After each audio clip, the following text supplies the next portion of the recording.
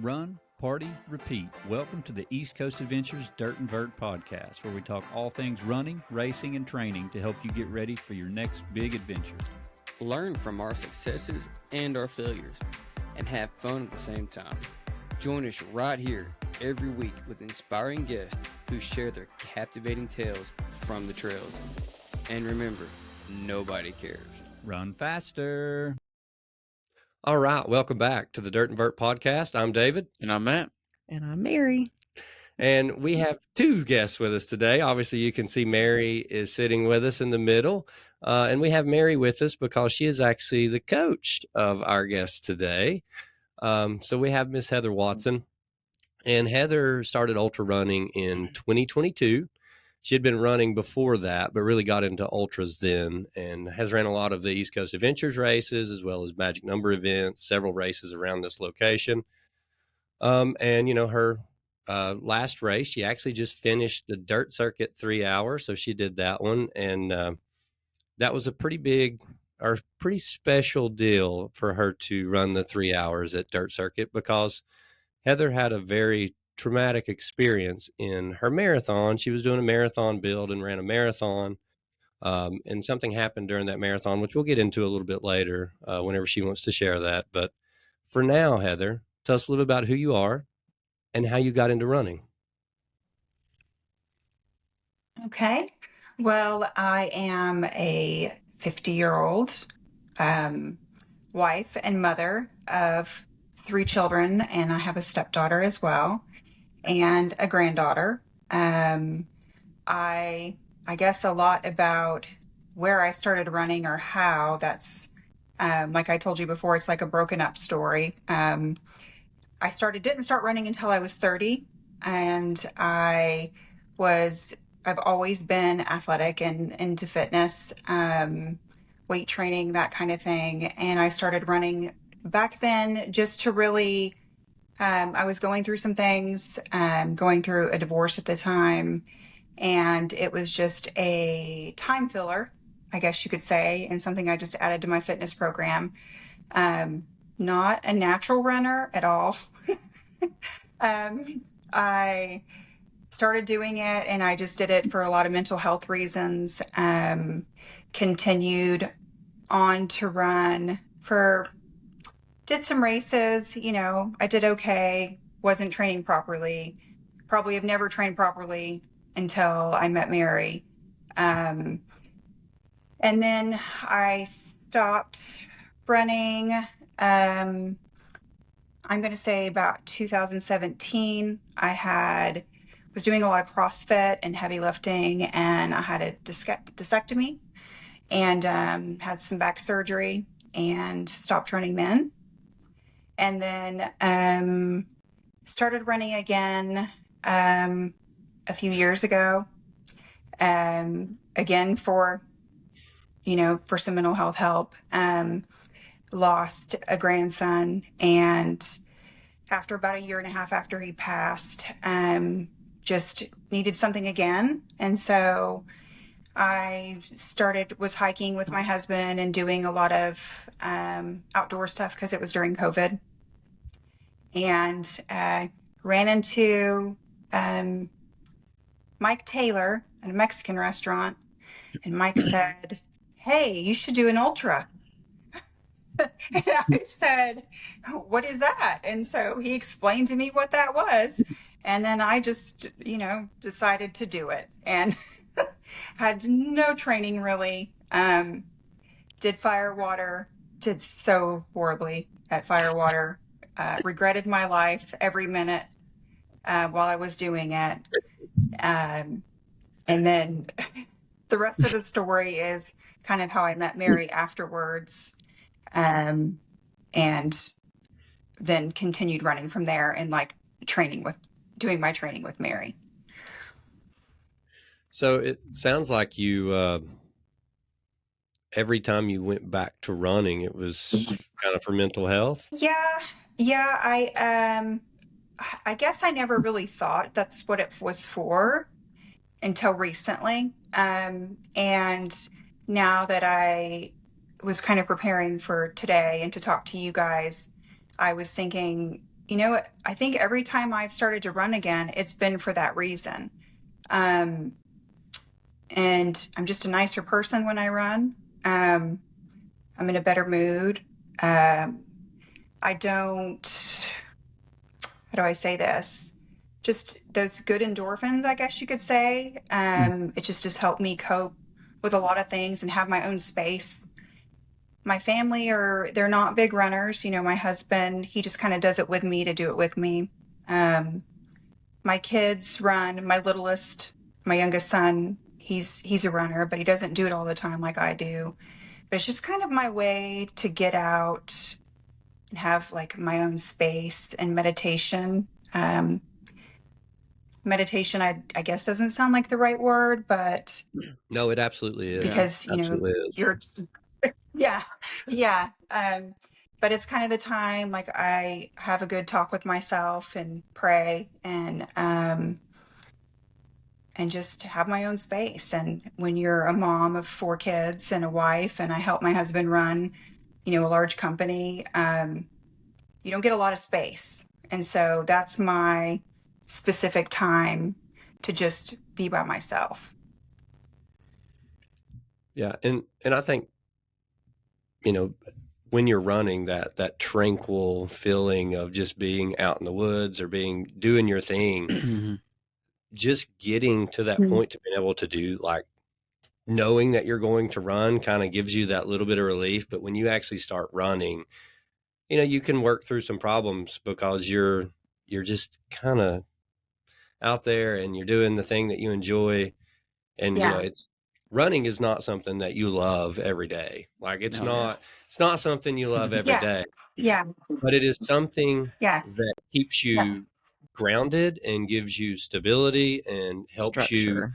Yeah. It gives you structure, and most importantly, it gives you a place for your space. You said that perfectly. It is your space. Yes. Yep. And Yes. that's one thing, like even me and Mary, we know we got to have our own time to run, you know, like that's the thing. It's like you can run with a group of people, but you can't do that all the time. No. I mean, because you need your time. And if I don't get to run, I'm not as good of a person. Like in my opinion, I'm cranky, I'm angry or stressed. And if I can go run, it Yes. clears my mind. Yes. I can say as a Yes. coach Yes.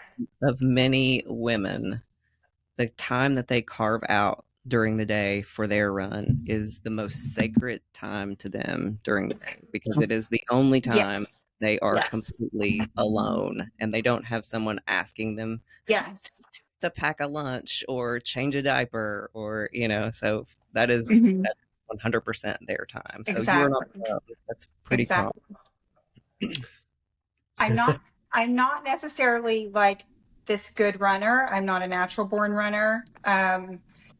And every time I run, in the past before my incident as well, you know, I really have to work at it. So it's not ever been something that like I see all these people. I wish I could be them, to be honest, that they're like such a natural runner. And they're just gifted at it, and they're, you know, getting in all these fast times and stuff like that. That's not ever been how my journey of running. Mine has been like, I go and it's really hard, and I love doing hard things because life has always been kind of hard for me. So running has continued to be hard. And I think that's why I like it, because I'm used to the hard, and that's where I adapt well, because that's kind of how my life has been, you know. And it's not in a feeling sorry for myself way, but just that's just the reality of it. And so I think the running being hard has just been a comfortable space for me, if that makes sense. Absolutely. Yeah. It does make sense. Also, I'll say this: you are a good runner. I think you're very hard on yourself, but you're extremely athletic, Heather. Just so you know, whole family is extremely athletic, but you're very athletic. So, I think you work very hard and you like the difficulty of it, but I think you're selling yourself a little short. Yeah, and I will say we even noticed, you know, me and Matt and Mike just in our races, like the difference when you got Mary as a coach, and you had some structure there as far as how much to run and lift and do, those things. I mean, Gone Loco this year, you did great. I mean, that was a great race for you. I did okay. I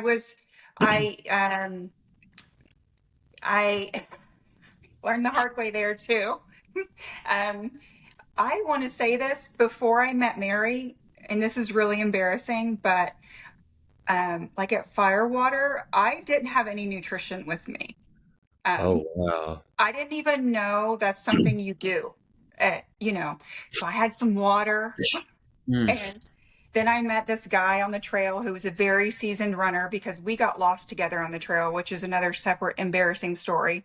I went so many miles out of my way. But he was the one that taught me along that run about nutrition. And he was giving me salt tablets and electrolytes and what he had with him. And then when I would get to the aid station, I would do that. But never before had I ever done anything but water before I met Mary.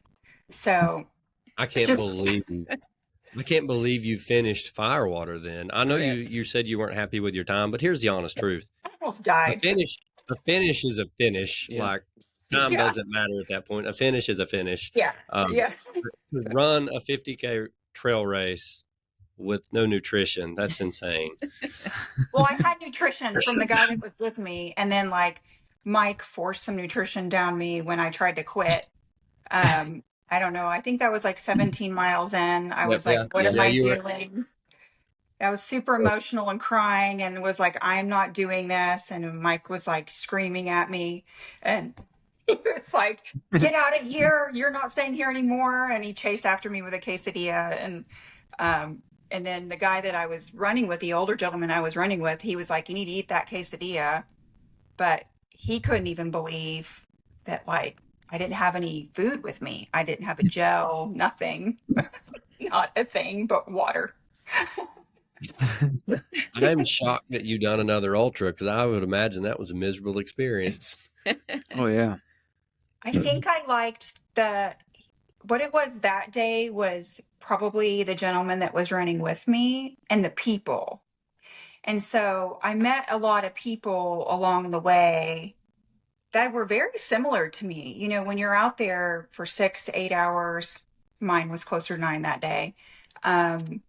You talk to a lot of people and you're all really similar in just life, because all you have to do at that point is talk to people, and that's kind of what gets you through it. And so I talked to Michael, was his name, that I was running with a lot of the time, but there were several people along the way that just, everybody has a story.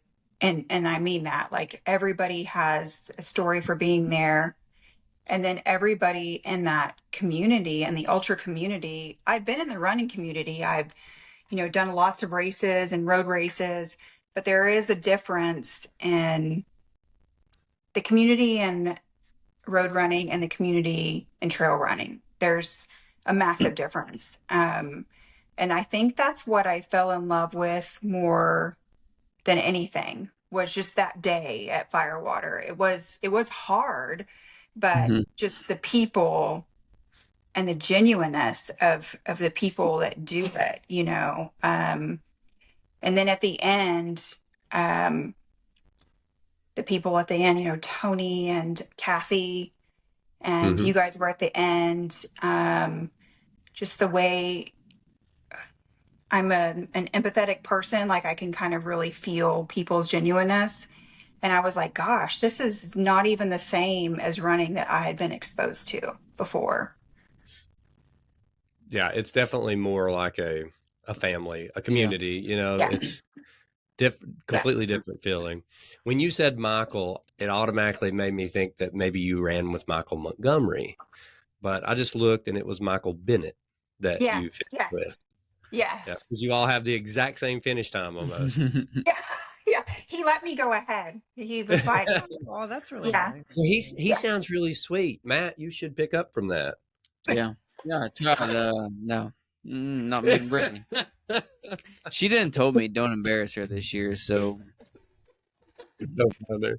So No, funny. he let me go ahead, and he was so helpful. Like, he kind of warned me about things that would happen that I was like, what are you talking about? Like, I don't know if he could read my mind or whatever, but he said, you might hallucinate at this mile marker, and this is when you're going to start feeling this.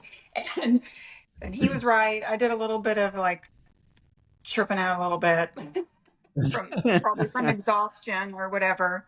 But he was awesome. I wouldn't have made it through it without him, to be honest, because he just was teaching me. He was like coaching me as I was going. I had zero clue what I was doing. I think there's a race here and there that happens for everybody, that you find that one person that if they wouldn't have showed up, you might not have finished the race. That's happened to, I think, several people. I know it's happened to me. Yeah. So it's kind of cool that happened in your very first race. Yes. And probably it's good that it did, because if you didn't meet him, you probably would have never have tried another ultra. No. And I was in no way like prepared to even do it. So I think I also would have quit even when Mike told me no. I think I would have ended up quitting. But he would give me things that would actually give me energy, and I didn't know. Like, he had M&Ms, and he had the salt tabs and electrolytes and things like that he would just hand me. And he was like, "You need to take this now at this point." Did he get those M&Ms out of the bowl? No, but he told me not to eat the M&Ms out of the bowl when we were going through until That's the good. end. He was like, "Don't get that desperate until the end." And so Yeah. I think the last aid station I did that, and then I drank Coke, which Yes. I never Oh, yeah. knew that was a thing. But he even told me like what aid station to eat something salty and when to eat something sweet. Like, he guided me that much through it, and I had no idea about that. Until he was telling me that. I was totally unprepared. That's pretty Obviously. awesome that Yeah. you all did that together. I think Yeah. I could run a whole ultra just on Coke. Like, every aid station, I could probably get a can of Coke and probably be just fine.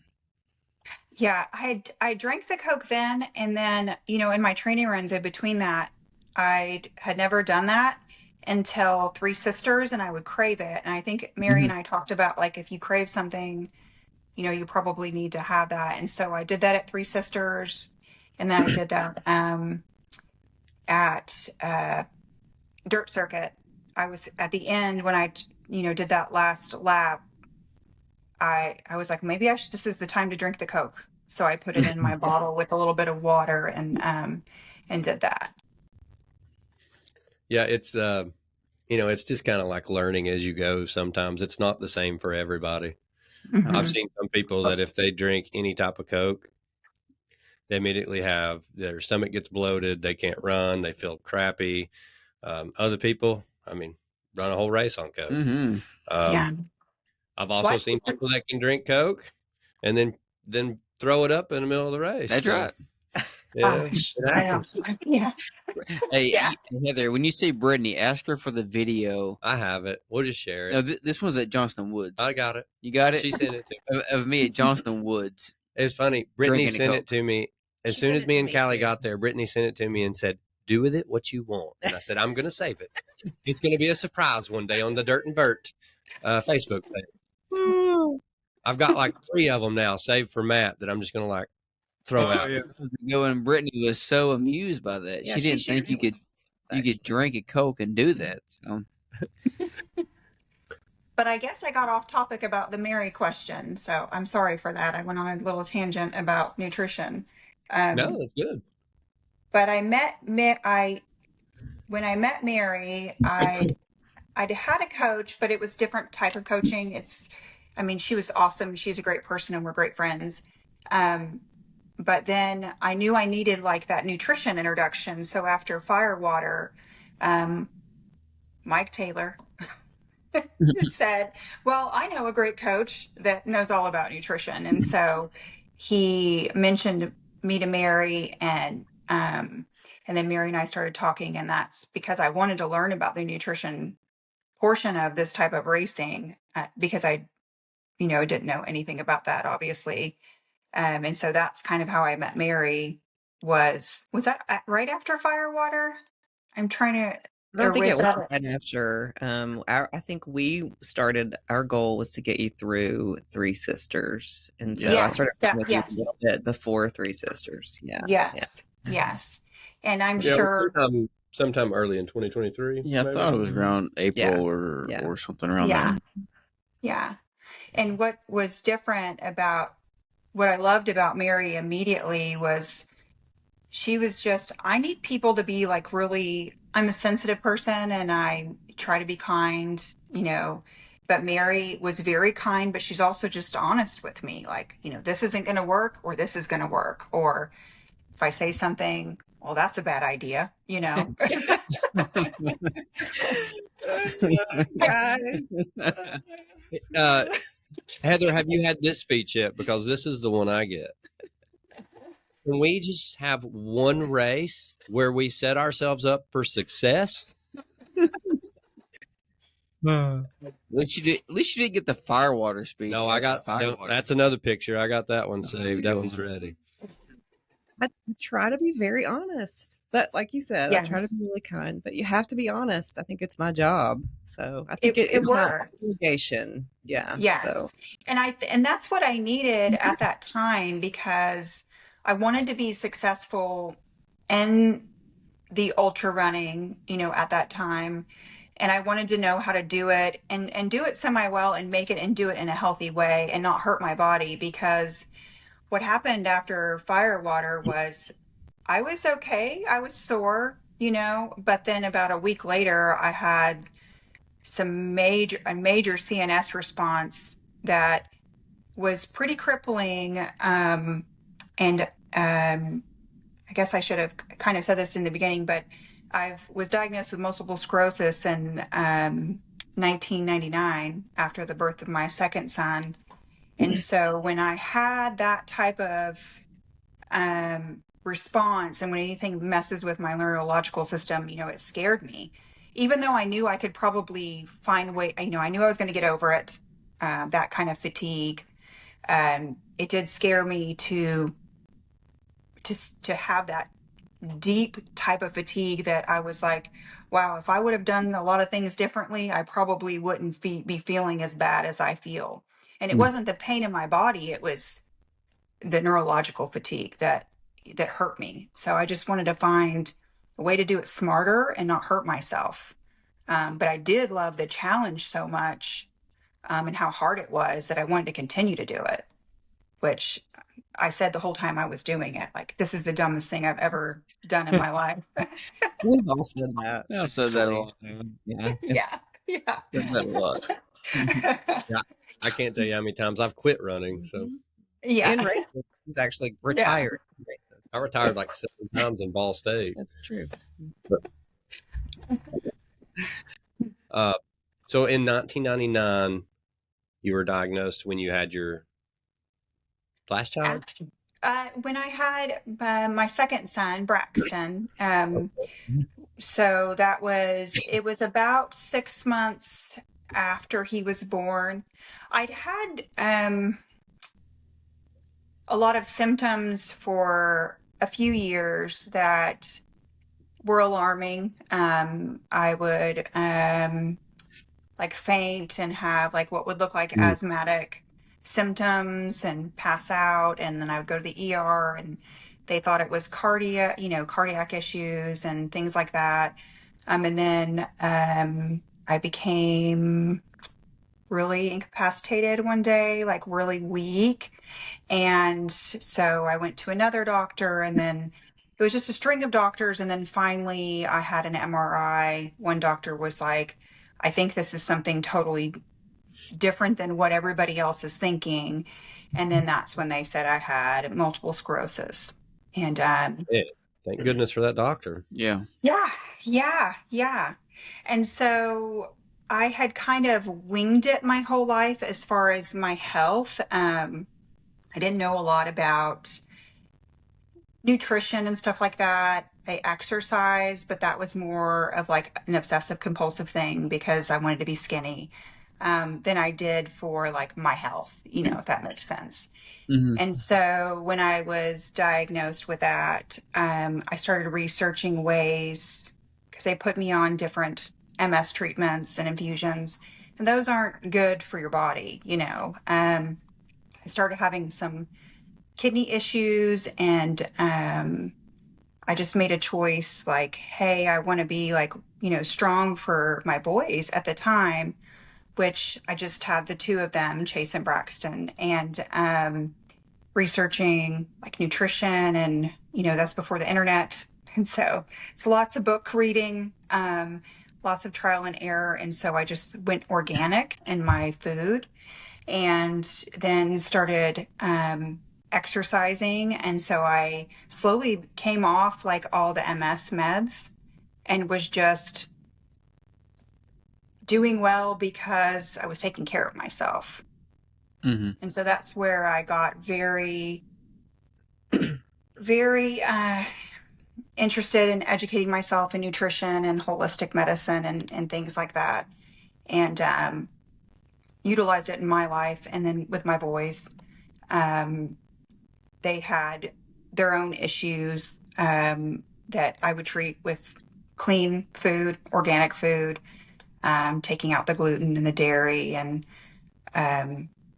things like that, I don't know if I want to get into because that's a different tangent, but and I don't want to tell their story for them.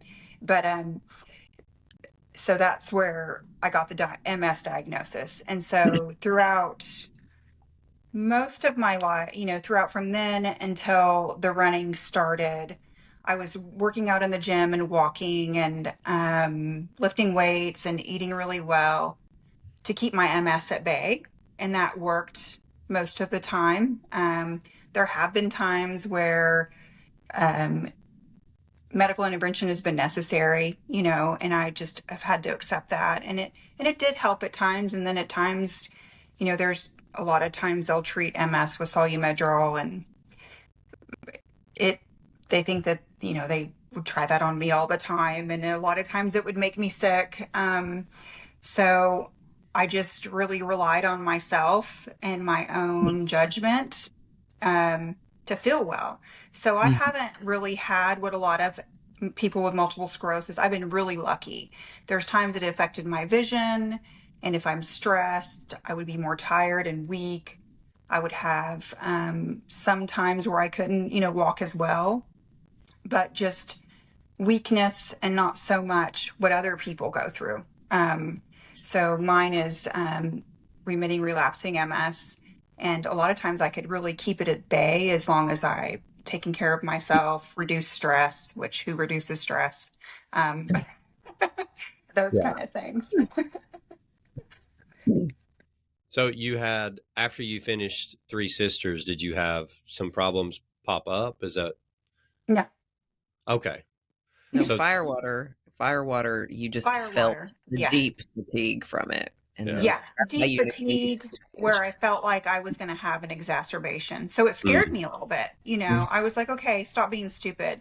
Because one thing with MS is, and I'm used to like feeling kind of rough, is working out was painful for me. And I have generalized pain in my legs and my arms and my hands a lot. But I've just learned to cope with that pain. And so I'm used to that, And after 3, I was in pain the whole time I was running Firewater, but I just have. It's all relative. Yeah. I'm just that's just my life, I'm used to that. And so the neurological fatigue was something, I'm trying to describe it.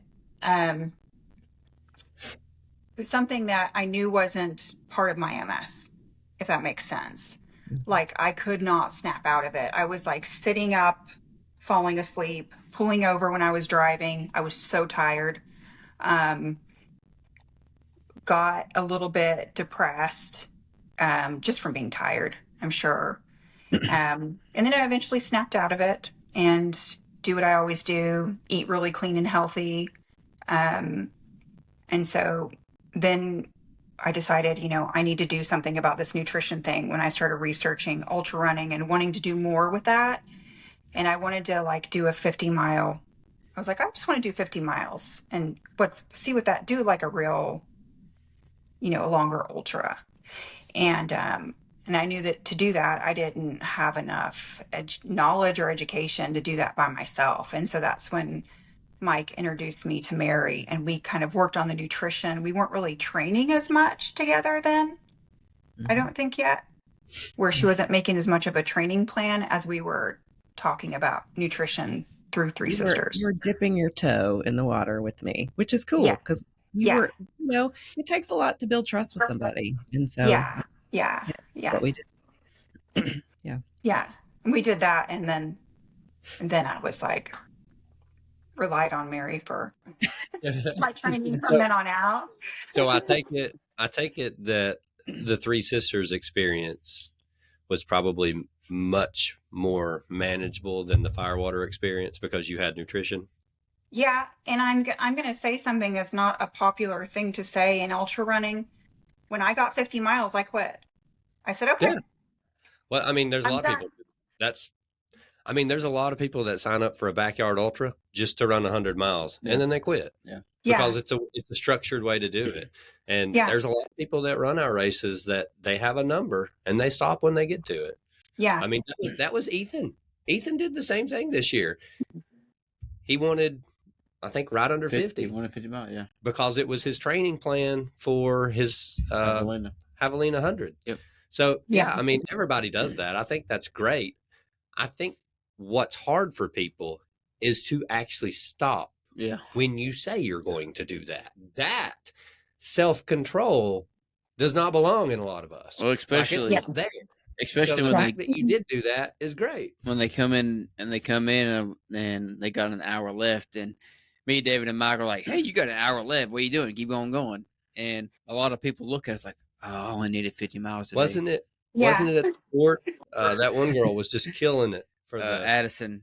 Yeah, she's like, I was only supposed to do a training run. We're like, she got so mad when I said, if you don't go back out, they're going to pass you. Like, if you do one more lap, you'll be first place. Oh, she went out. She went, my coach is going to kill me. I'm like, I mean, you're winning, so that's up to you. Oh, you can run one more lap. She went out. She came back, and Michelle never went back out. But so I mean, I think kudos to the people that can stick to what they say they're going to do, and for that, because if you're doing that, you're picking it for a reason. Yeah. If it's 50 miles, it's because probably never went that far, so that's your goal. And for the people that go further than that, it usually just leads to an injury or twice as long to recover. Because that's what I was afraid of. Heather, Brittany ran the same race you did that year. Yes. And she won at 50 miles as well. And she got that 50 miles, but then she also got a stress fracture on her chin. Yes. So I still felt so bad about that because I was like, she was sitting down in her chair. I was like, get up, you're fine. Trying to Mike Taylor her. But hard. She did. She sit there for a while, rest of the night. She got to a certain thing, and then she woke up and she went out and did her 3 more loops that morning, and she got her 50 miles. Yeah. And so that's still her PR and her distance, and we still joke about that now. But she was very proud of that, even though she got the stress fracture. That race was so fun. So my husband and my son came to pace me, which they ended up just doing their own thing. And I had a million people pace, to run with. And then they enjoyed it so much that they ended up, Colt, our youngest, I think Colt was 10 at the time. He ended up doing 20, a full marathon, I think, in his pacing. But that's how fun the environment is. When you have a 10-year-old kid in that kind of atmosphere, and he is encouraged, he just did it himself, for fun. He wasn't even really pacing me that much. He was just doing his own thing. But when you have a 10-year-old and that kind of atmosphere, that tells you about the atmosphere of people and the love and just good, solid people for this little kid to be able to do that and just to want to do it. He didn't even try. He was like, this is fun. And he just kept going, That's what I love about the ultra community, is that it's for everybody, honestly. Mhm. And it's not like it is competitive, but it's also just a good environment for anybody to be in, honestly. Mhm. I Yeah. think a lot of the competitiveness is with yourself. I think a lot of Yes. people are Yes. really trying to just be the best they can be. Mhm. Yes. So I think that's what makes it a little different for sure. Yes. Yes. Exactly. Yeah. One of the funniest comments I've heard from this same kind of discussion was from Matt Blankenship. He brought his so we had ran the previous year, we done a relay, and it was fun. There was a bunch of us there, all ran it and just had fun for 24 hours. Well, that next year, Matt's wife was running, Casey, and Matt was coming to crew her. And I'm like, dude, just jump in our tent. Y'all can have fun. We'll be there. And something happened. I can't remember. Matt couldn't come. I don't know if he had a competition or something. I think that was when he was doing all of his Weightlifting. when he was Don't going to say it Worlds, wrong. maybe Don't- for Spain. Olympic. Yes. I Olympic. remember who this is. Yes. But it was so funny because he walks up to me and he said, "Dude, I got to go." And Casey just kind of looks at him, like, and he's like, "Can she stay with you? Like, you guys?" I'm like, "Yeah." And I was like, "Casey, just hop over here. We got her a chair out.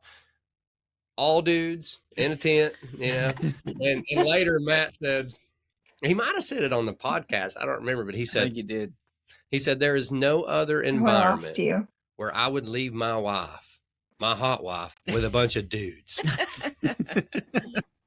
And I was like, point taken. I was like, I said, that's what's cool about this community is like, we're all just like one big family, it's not that. Well, like, and just like your son, it's encouragement. It's wanting him to be his best. And Mary said it best. It's like you're competing with yourself out there. So no one really cares about. Yeah, really, nobody cares. Yeah, they No. do, but they don't. Like, they're Yeah. not like, Yeah. oh, I wonder what they're going to do today, or there's no judgment. No, and if you blap somebody 4 times like your son, he was flying around there. They're not going to get mad. They're going to be they're like, you're killing it. You're doing a great job, because they want that support. Like they see this guy out here doing this, or this kid, or whoever, and it's so fun to see. And I think that's what draws so many people into this. And it's that's kind of like what pulled you in was that luckily you found Michael.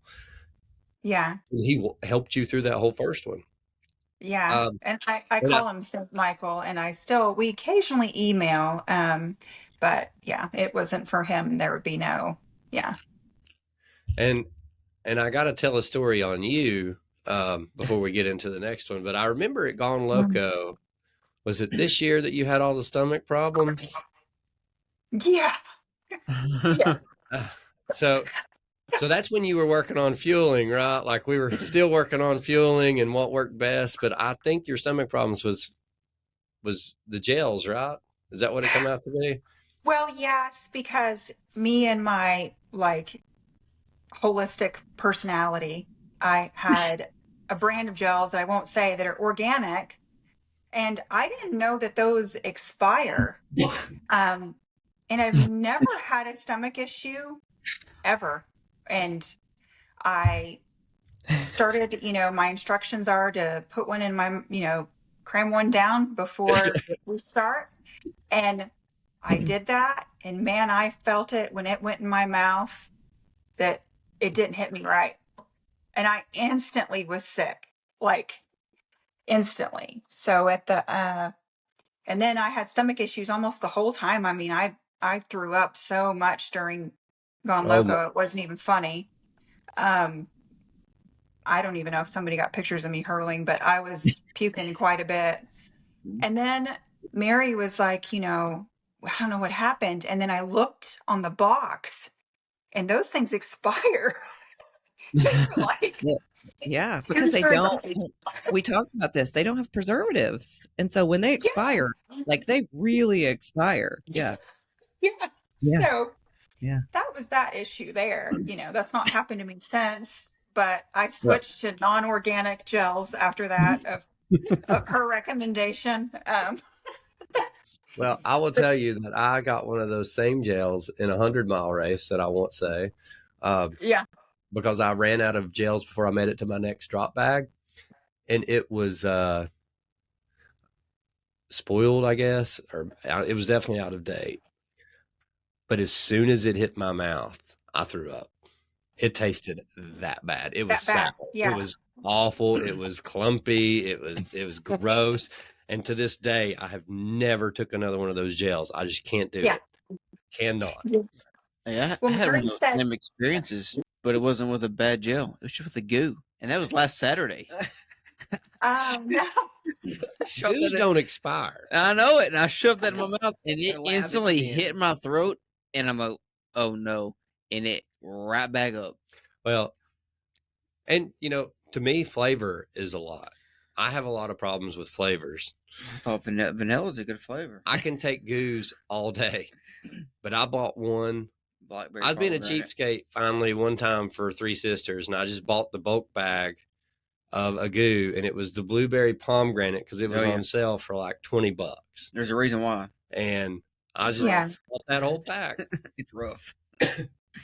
And we're halfway into Three Sisters, and like I'm going, and Matt's like, oh, Matt takes off running because he can't stand to hear that. No, I can't. And I was like, this is crazy. And to this day, I still cannot take that flavor. It is just so gross. But that's everybody. Everybody has like It's not my favorite. certain foods or certain drinks they can handle. I mean, some people absolutely just despise Tailwind, and some I people do love too. it. So I do. I Not a like the fan. tail. I don't mind the tailwind. I just kind of do what my coach tells me to do, and so that's what.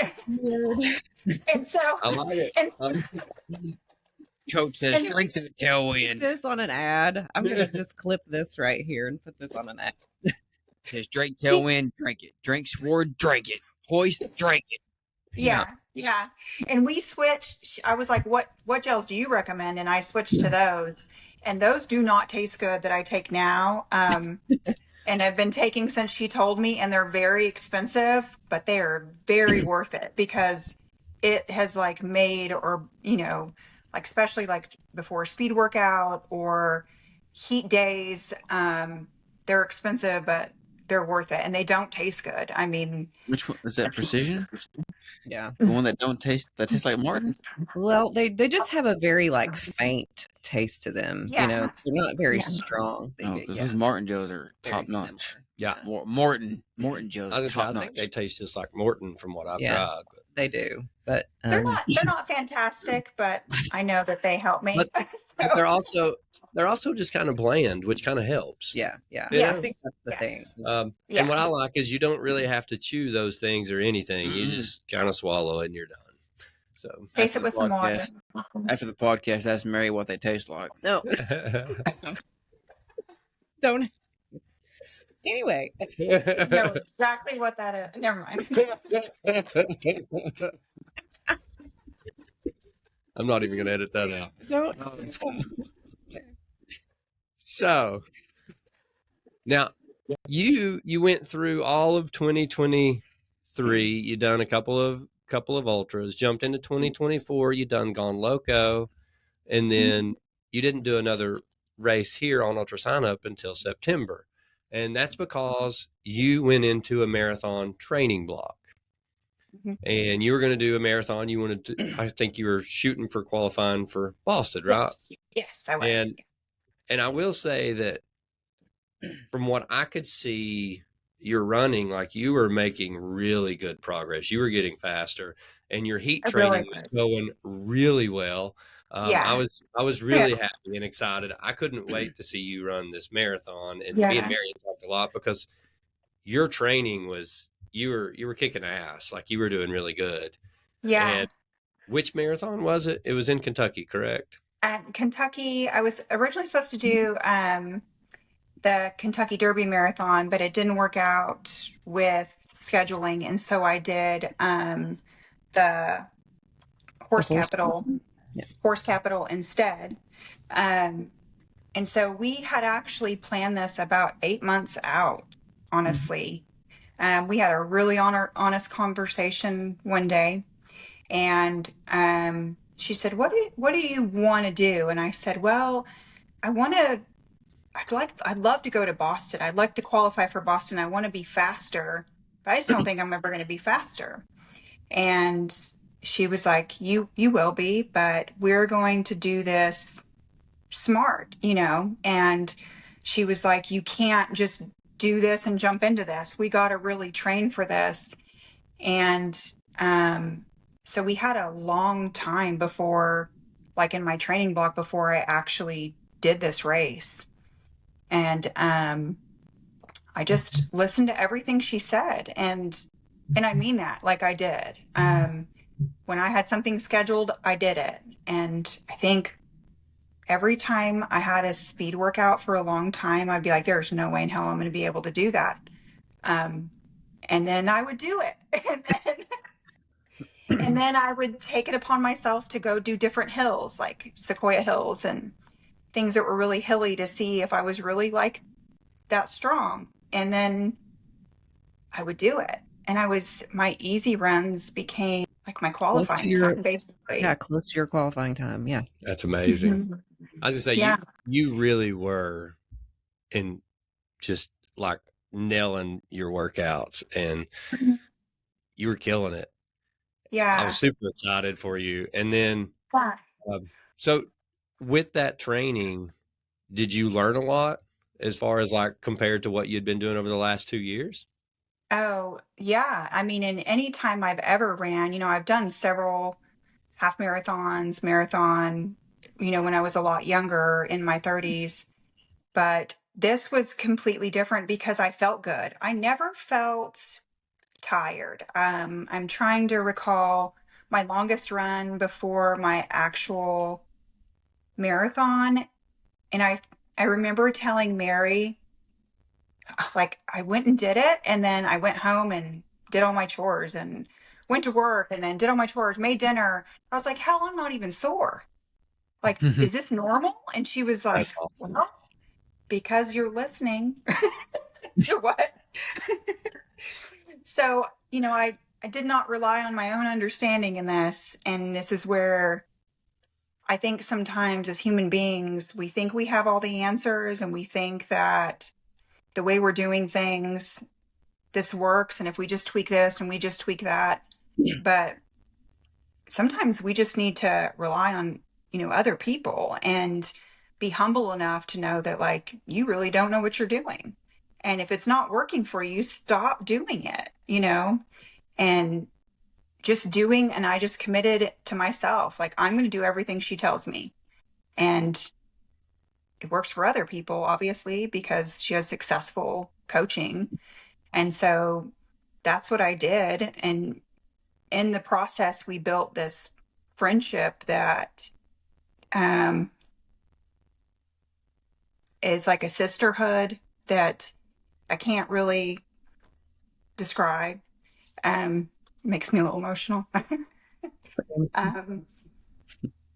So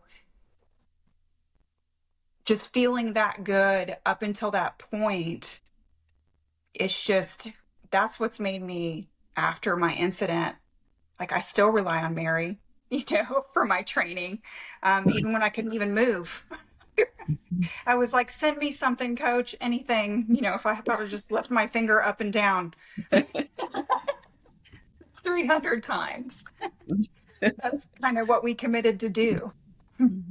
Well, and I love the fact that you say you just listened and you believed in what she was telling you to do. Like, you were just going to trust her.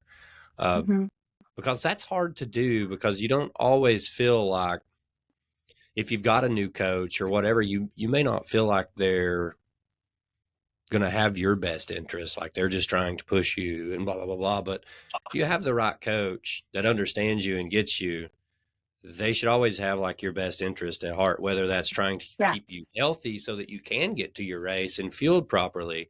And, it's finding that, that bond that works to where you can just fully trust your coach to do it. Because I will say, like, Mary's said this before, but like, I don't question anything she tells me to do, ever.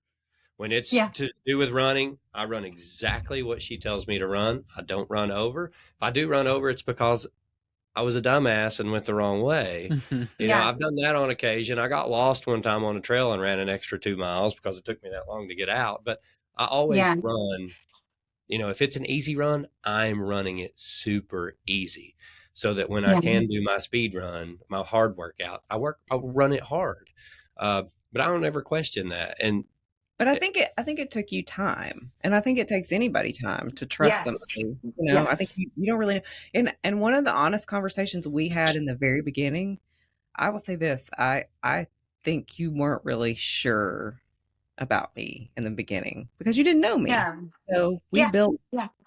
that from the ground up Yeah. for sure. Yeah. Yeah.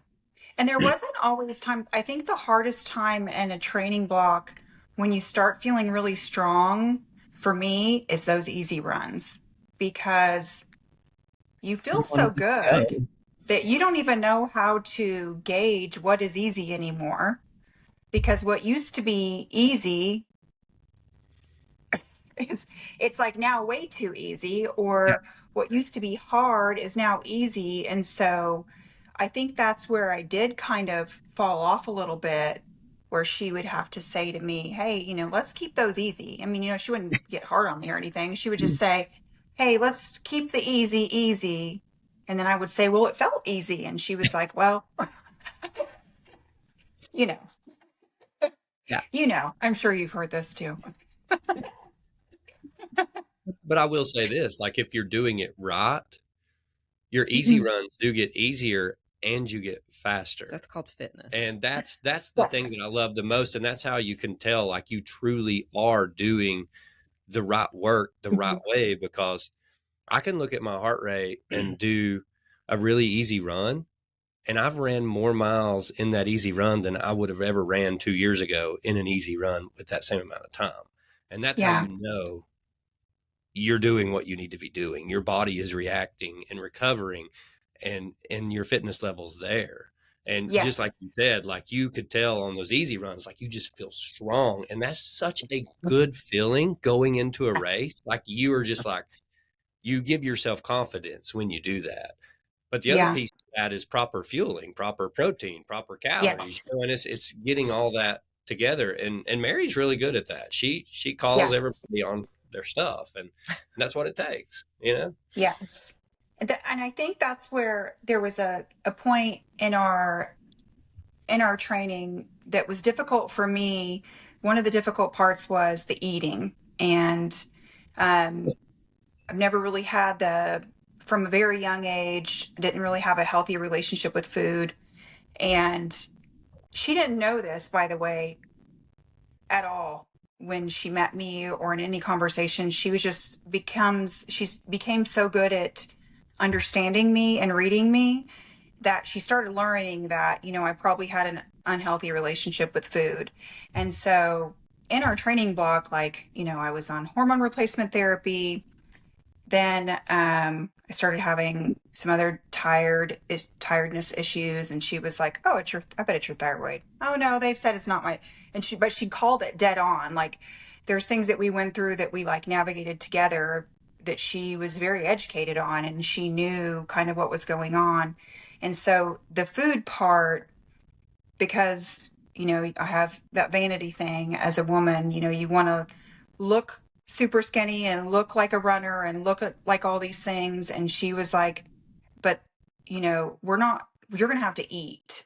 And so that was where I really had to trust her too, was with the food and eating more carbs.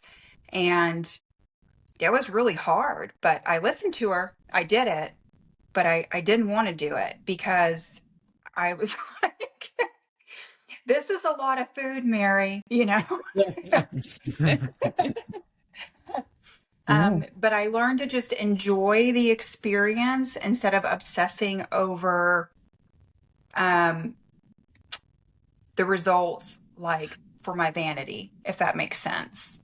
And just enjoying the whole process and feeling good. And I really felt good.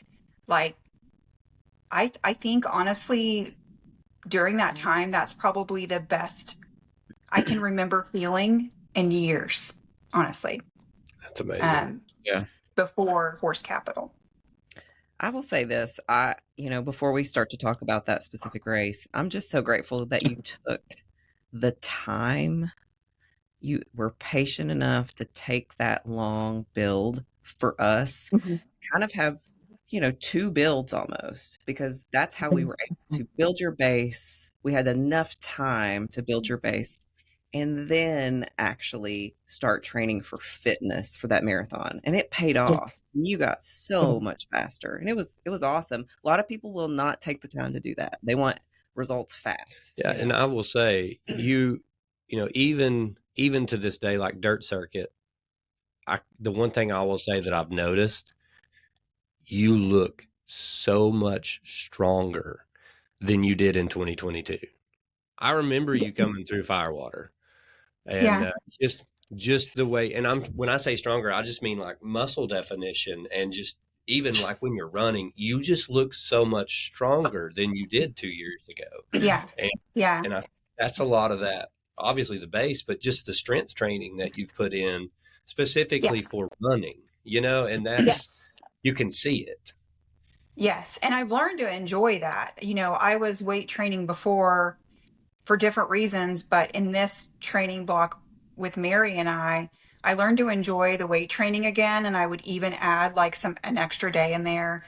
My husband has helped to build me like a custom gym above our garage. And Mary introduced a lot of exercises that I didn't understand until after my incident, like the single leg, everything single leg that you can think of, we have done. And now I appreciate that for reasons, we're going to talk about, but the weight training is so important in becoming stronger and running. And I didn't understand that before. Like in my early 30s, I kind of cut back the weight training that I was doing and I just ran myself to death. I didn't do any of the weight training and I wasn't strong and I was always sore and I was, not in good shape. I might have looked like I was in good shape, but I was in terrible shape. I was starving probably. And the weight training has just been such an important part of that. And even now in the last, which we'll get to, it's very important. So I don't think in my opinion, I don't even know how people can be an ultra runner and not have a strong strength training basis. I just don't see how you don't become injured and weak. Well, I mean, that's the people that you usually see that are having issues with cramping and IT band issues and other things, or, this hip's killing me. And it's that they don't strength train and that, they've got imbalances. And I mean, I still get that on occasion. So, that's if I miss some strength training, because I really focus on running, but if life gets too crazy, there's a couple of times I'll miss strength training here and there, but I won't miss my runs. And I'm trying to be better at that, but you can tell a difference. And if you don't strength train, you're not going to ever be your best, period. Yeah. And you're going to fight 100%. Injuries. You're going to fight long recoveries. It's really hard. You've got to be able to do it. Yes. It's I was talking to Ethan I think it was after dirt circuit. And I said, it's either dirt circuit or fort. I can't remember, but I told him, I was like, you just looked like you had fun. Like you looked better than I have ever seen you. And he's like, strength training's helping. And I don't know if Ethan ever strength trained. He didn't at all before, but he is now. And I mean, he looked granted. I mean, he sweats a lot. There's no doubt about it. And he has to watch that, but he still got 50 miles and that, and ran the whole time. He was out there the whole time. The first time he come to the fort, he left after like 6 hours. Yeah. And, I think that's been a big difference for him is the strength training. And if you're going to be an ultra runner, you got to have that. I mean, you got to be strong. Yeah, exactly. 100%. I believe. Yeah. So tell us a little bit. Let's talk about the actual race now. So go through that. I know this is going to be probably a little hard for you to go through everything, but if Yeah. you share as much as you want, but tell us about race morning and the race and just everything that happened at that point. Well, I think I'm going to try to, I'll start from race day, like pre-race night. So it was in Kentucky, and we had a little bit of a drive, like 3.5 hours. And so we went up the day before, and I felt really good. The day of, I started getting like race nerves, which I get all the time. I just get in my head. I don't know if I didn't feel that at dirt circuit, oddly. That's weird, but I did not. I just thought about that. But before this race, I got anxious and I was like, oh God, I'm going to screw this up. This is going to happen. That's going to happen. But I felt good other than that typical pre-race anxiety. The morning of, I got up, and I guess looking back, now that I've had a little bit of memories come back, I felt good when I woke up, but I remember when I went into the bathroom to put my race gear on, I kind of lost my balance for a second and leaned on the wall. And I'm sure I didn't think anything of it because I was probably like, I just need to eat something or whatever. And then when I got to the race, I felt really good. I felt strong. I was getting over kind of my race jitters. It was really exciting. And at the starting line, there was this guy in front, a little bit in front of me. He was on a skateboard and he had like no arms and legs. And I was thinking, yeah, I'm okay. you know, I remember that now, but I didn't remember that. I just remember that like a couple of months ago. And then my husband brought it up. He was like, did you see the guy with no arms and no legs? And I was like, wait a minute. I thought that was like part of my incident, but that was really happening, that there was a guy there with no arms and no legs. And so I started with the pacers, so there's people that hold different signs according to whatever you're trying to qualify for. And so I got with the guy that was like 5 minutes ahead of my pace. And I stayed with him. In the beginning, I was probably going a little bit too fast, but I didn't feel bad. I was like, oh, I'm going too fast. And then I would kind of try to hang back for a second. And I was like, no, I'm fine. And I just kept going. And I felt really good. And then about close to the 10th mile, I started having like a heaviness on my left side that was nothing I've ever experienced before with my MS, not even close. And then I got this headache, and that's all I remember about that part. And then the next thing I remember, I was in a room, which I know now is the hospital room. And Nope, you're fine. My son was there, my littlest son, and my littlest boy, Colt, and my husband. And I could hear people talking. And I remember them asking if I had a living will. And at that point, I was trying to open my eyes or figure out what was going on, but I didn't know what was going on. And then I remember them asking, my husband said something about where we're from and if I had other children. And then he was like, do you want to call them? And so in my mind, I knew I could hear my little boy crying, and I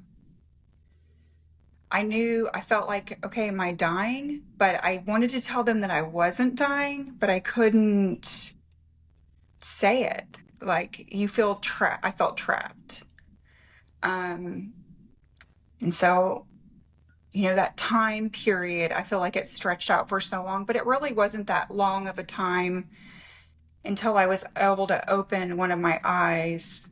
And it's the strangest feeling to feel like people are talking about you like you're not there, like you're dead, and you're not, and you want to go.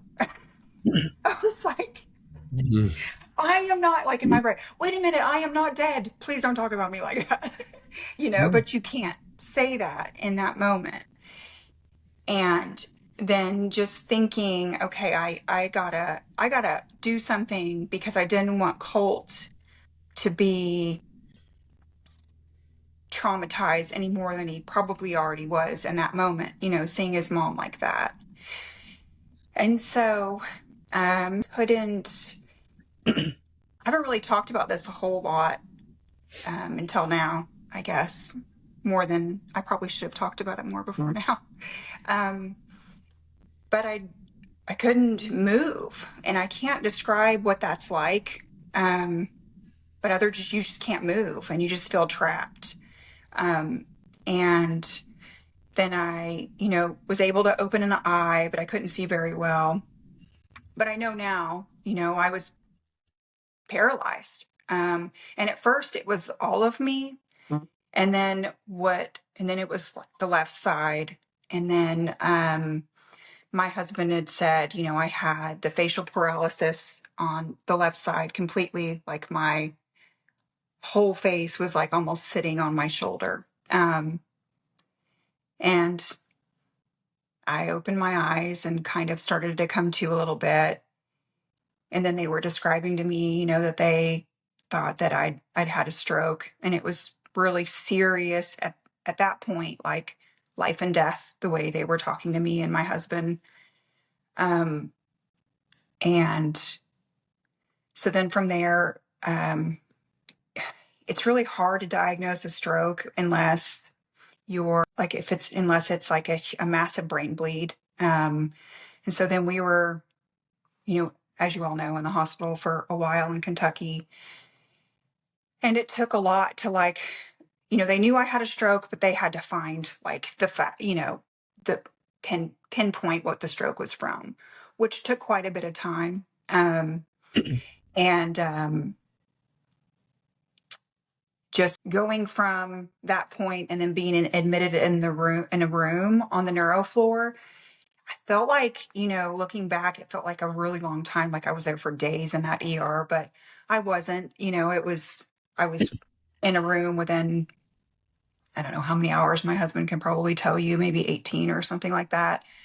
But then realizing like, this is it, thinking like, this is it. And not being able to, everything was gone. No movement from the waist down, no movement on my left side.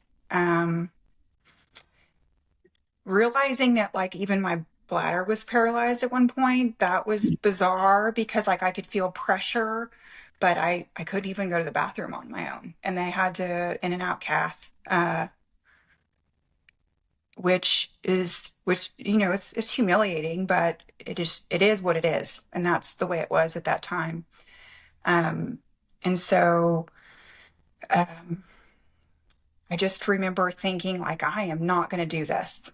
And I was very angry at first, like, really, God, like, is this one more effing thing that is going to be like, have I not went through enough crap, in my life where I've had to dig my way out and teach myself and be strong, and things are hard, and okay, I get it.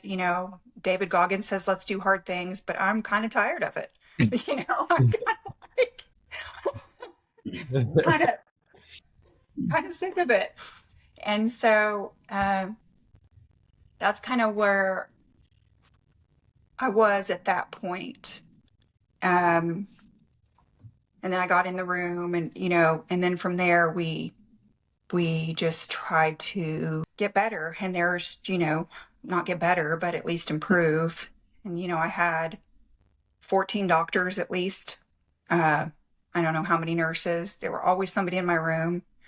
My husband was there, and Colt was there for the first couple of days until it was too much on him. And so my older kids came and got him. But at first the prognosis was, unknown and not good. And so I just tried to navigate that in my mind, like, where are we going to go from here type of thing. And so I just went from there, I guess I could say. And then every minute was like days. And you just try to figure out, like, okay, what am I going to do here? And being told, like, I'm not going to get any feeling back. And pretty quickly after the room, making, the doctors are trying to make arrangements for me to go into inpatient rehab and making me feel like this is the way my life's going to be, Did they tell you that you would never run or walk again? Oh, yeah, I've been told that, like, even a month or two ago, like, I wasn't going to run again because I still have deficits,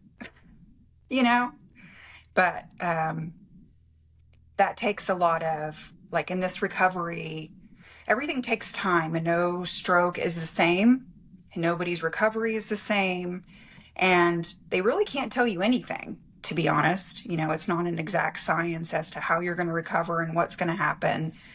It's just honestly up to you. And it's just like, I feel lucky. And I feel guilty sometimes because other people haven't had the recovery that I've had. So on the days I start feeling a little sorry for myself, I also go, you're selfish because other people, I'm selfish at talking to myself. There's so many people that just wish, they are mistaken for a drunk person walking around. You're so funny. I never thought that one time. Every time I saw you run by at Dirt Circuit, I thought you looked really good. I have a couple questions though. So in the marathon, so I guess you just basically collapsed in the middle of the course. Yes, yes. That's what I'm told. Yeah. Do you remember anything during that time? Were you conscious or were you completely blacked out? So I don't even know what I was because I don't know. So there was a gentleman, there were people behind me, and just so happens there was a paramedic running behind me, and he immediately knew. We've gotten to know him really well. He immediately knew that I had a stroke. Like, that was very obvious to him, and he worked for the local fire department as well, and so he was able to get people there pretty quickly. To get me. And I remember things. I don't know if I was dreaming or I don't know if it's just part of, like, when people go through near death experiences. I remember, like, voices, I remember, like, talking to somebody, asking them where they were, and a little bit of laughter. And I don't know if that was a dream or if that was a God experience I was having. The more that I thought about it, like, it was almost like I heard it's kind of embarrassing to say because I don't want people to think I'm nuts or whatever. My grandson and I used to play hide and seek all the time. And he had this saying that he would do because he couldn't really talk really well. He was 15 months when he passed, but he would go, 2, 4. And that's what I heard. And I don't know if I was dreaming that or if that was, a God experience that maybe I was having. I don't know. But I remember that part. And then, I do remember the headache before I collapsed. And that's all I really remember. I've tried really hard to remember in between, or, and I prayed about it, and I'm like, God, I just want to know what was going on. But I think it's intentional that we're not meant to remember those things, for our own protection, maybe. That's all I really remember up until being in the hospital. Wow, what a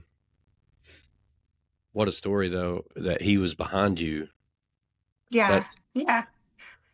That was perfect. I mean, him Yeah. responding that quickly probably helped with not having, more permanent damage, if it would have took longer to get you out. So, And he's the one that called my husband and had my phone. And then, he came and saw me in the hospital, and we've talked quite often since then. He did his first ultra about a month and a half after. Oh, that's didn't awesome. he did a 50 the day of their Cherokee race too, didn't he? Yes. Yeah. He did the 50 that day. Yeah. He did a 50 that day. He'll be here. He's doing Norris Dam Oh, cool. in November the 2nd. He's doing that. But I just think that's, what are the odds that a paramedic was running behind me? I feel so lucky there. And blessed. Go ahead. Nope, go ahead. When you were when you get to the hospital, you can hear them talking about if you have a living will, your son's there, you can hear Van talking. Yeah. What did that feel like, not being able to do anything? Like, I can't even imagine. I would be so scared. Like that's almost just pure heartbreaking to even hear you say that. I can't imagine what that would feel like. So I felt a couple of things when, it's like a type of surreal moment that I hope nobody ever feels, to be honest, because I could almost feel their energy because all my other senses were gone, and so I could feel like their pain, if that makes sense, and just frustration and fear. Like, I was scared, super scared. I remember like panicking inside, but nobody knew. Because I really couldn't say anything. And then when I could speak, it was so unintelligible because I was talking out of one side of my mouth, and my cognitive, I had cognitive issues at first in expressing myself. I knew what to say, but it just wouldn't come out. When I was able to speak, finally. But that is probably something I will never forget, is that moment, because it was so terrifying. So I wish I could say it was something else, but it was terrifying. Yeah, I couldn't terrifying. imagine. I mean, I think that's a great way to describe it, because you just feel helpless. Yeah. Yes. How long did that go on? Do you know how long that was, where you couldn't do anything? I don't think it was. I think it was, I'm going to say, after I got like 18, 20 hours, something like that. And then, my right side, I was able to use it pretty quickly within the first day. My right side I could use, not as strong as before, but my left side was still paralyzed. And then my face, that came back first. So the sagging and the paralysis on the left side of my face, that was the first thing that came back. And being able to talk, not really express myself well, which is very frustrating, especially when talking to doctors and, you're in another state, they're trying to figure out what's going on. They didn't know I had MS, and then they knew I had MS, and then that was like their focus was the MS instead of other things that should have been focused on immediately. That's the frustrating part, is like, you want to tell people things, but you can't, because that's the thing with like the speech is not like being able to talk, like the speech impairment. It's the being able to say It's like your what brain. you're thinking. Yeah. It's like relating, your brain to mouth relation. It's really frustrating. Like people are speaking for you. Nobody's really doing a good job speaking for you. um, not by their own fault, but because they don't know, they don't know. And so that's really frustrating, I think, is just not being able to say what you need to say. So when we get into recovery, then, so you get your left side back, or your right side, sorry. Your right side Yeah. was the Yeah. side that came back pretty quickly. When did you start doing rehab, like rehabilitation, trying to walk and relearn everything? In the hospital, they start that with you immediately. And I had this great PT, and I wish I could remember her name, but her and her partner came in immediately. And I mean, they start working with you to kind of assess the level of your impairment, which usually they're doing to decide whether to transfer you to a facility from there.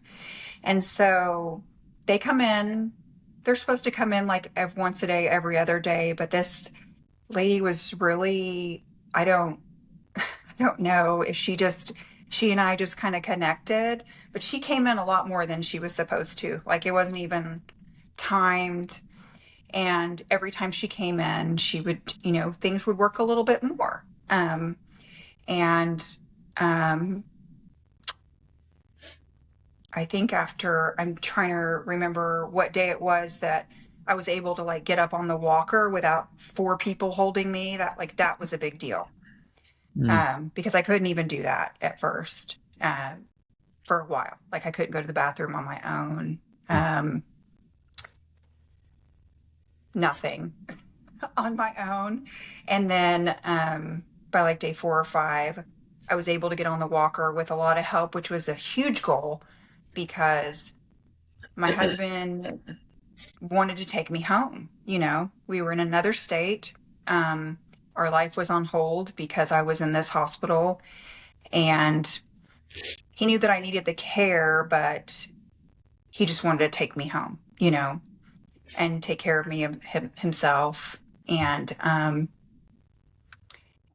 when I was supposed to go to an inpatient facility, upgraded, I did not want that. He did not want that.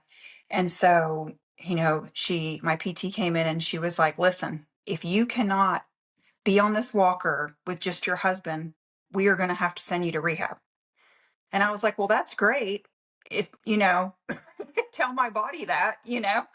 And so she would just do little things with me. And eventually, I was able to do that. And I did. I barely avoided inpatient rehab, and was able to come home on my walker in the wheelchair. How long did it take you to get to the point where you were actually walking? I'm still kind of working on that. Like I can do it without an assisted device, but so let's see, the first goal for me was the walker, and so that took, without like, somebody standing behind me with the belt to kind of hold me from falling. That took a couple weeks, I think, 2 or 3 weeks to get to that point. So, the days are really long when you're at home and all you're thinking about is getting off that damn couch and going to the bathroom on your own and things like that. So that was a few weeks before I was able to go on the walker, which was a huge deal. I was so excited about that. And then the next goal was the cane, which I was really wanted, and to drive again, to be released to drive. And I knew if I got on the cane, I would be able to drive. And that was important. You never realize how much you miss hauling your kids around and going to work until you're not able to do that anymore. And so then I was able to get on the cane and drive, but I was still not like what you would call voluntarily walking again. You have to train your mind to walk again. And that's comes with a lot of like neuroplasticity, where your mind has to like retrain itself, and like a baby, and so that took some time to be on the cane. And then I was on the cane for a good amount of time, and still sometimes I use it when my mind gets tired, because it's not that my body gets so tired, it's my brain gets tired, because I've had to learn how to do repetitive thoughts about lifting my hip, lifting my knee, lifting my foot, repeat that over and over a million times a minute. Yeah, So, you're literally building little new neural pathways for your body to mhm. learn how to do that thing again. And so that's Yeah, why you have to do it over and over and over. yeah, I yeah, will say during this process, this was the funniest thing, because we would have these calls. One of the things I loved is when you got out of the hospital, we were like, can we do our athlete calls? And you said, is that silly? Like, and we just started doing athlete calls yeah, regardless. And yeah, it's one of my favorite things is, and this was hard because I know it was so hard for you, but there will be days where and we've talked about this. There were times that were extremely difficult, dark times. yeah, I yeah. felt like you were at the point of almost giving up. And Oh, yeah. the very next day though, the thing that you wanted to happen, you did it, and it was kind of like you started proving your track record of like, yeah, right Yeah, when you think it's not going to happen, like the next day, the goal you yeah. wanted, you could get on that cane. Like it was amazing. I just couldn't believe it every And single time. that's the thing that like I don't want to give people false information or hope about an incident like, something like this. Um, and I try to be like positive on social media, and I try to be, um, I want to help people. I don't really know how I'm going to do that yet, and like what direction that's totally going to go in, because this has been really hard. I mean, and there's been some dark times where I've even told my husband, like, in the beginning, the first couple months, I was, okay, I don't want to do this. Like, I don't want to be here on this planet doing this like this. And those moments would pass, but those moments were a lot, because you go from doing all these things, running a business, family dinners, kids, friends, running, doing all the things, to doing nothing, and you can't help it. And you just sit there, and the only thing you have is like to be alone in your thoughts. And that can get really dark. And so there were times I, told my husband, like, if you see me getting too dark, get me some help, because I knew that I might not be able to judge that, if that makes sense. Um, and so we talked about that a lot. And those moments would be fleeting. And then he would do something awesome, or my kids would, or Mary, or people in my life. And I'd be like, oh my God, quit falling sorry for yourself. And I'd get over it pretty quickly. Like, I don't know if I've ever had like a whole day of darkness, if you know what I mean. But I've had many moments, many days in a row that I just, because this is humbling. This is a humiliating experience when I'm a feminine woman, and our marriage is like, I'm the woman and I have boundaries, and then your husband has to give you a shower, and he has to take you to the bathroom. Like, that's, if that doesn't humble you in life, not a lot will. um and I'm lucky in that through this experience and going through all of this, it's actually, our bond is like, I can't even describe our marriage and our friendship. And I hate that we had to go through those things. I think he was okay with giving me a shower, though, for a long time. Moving. We don't need to do that anymore. So,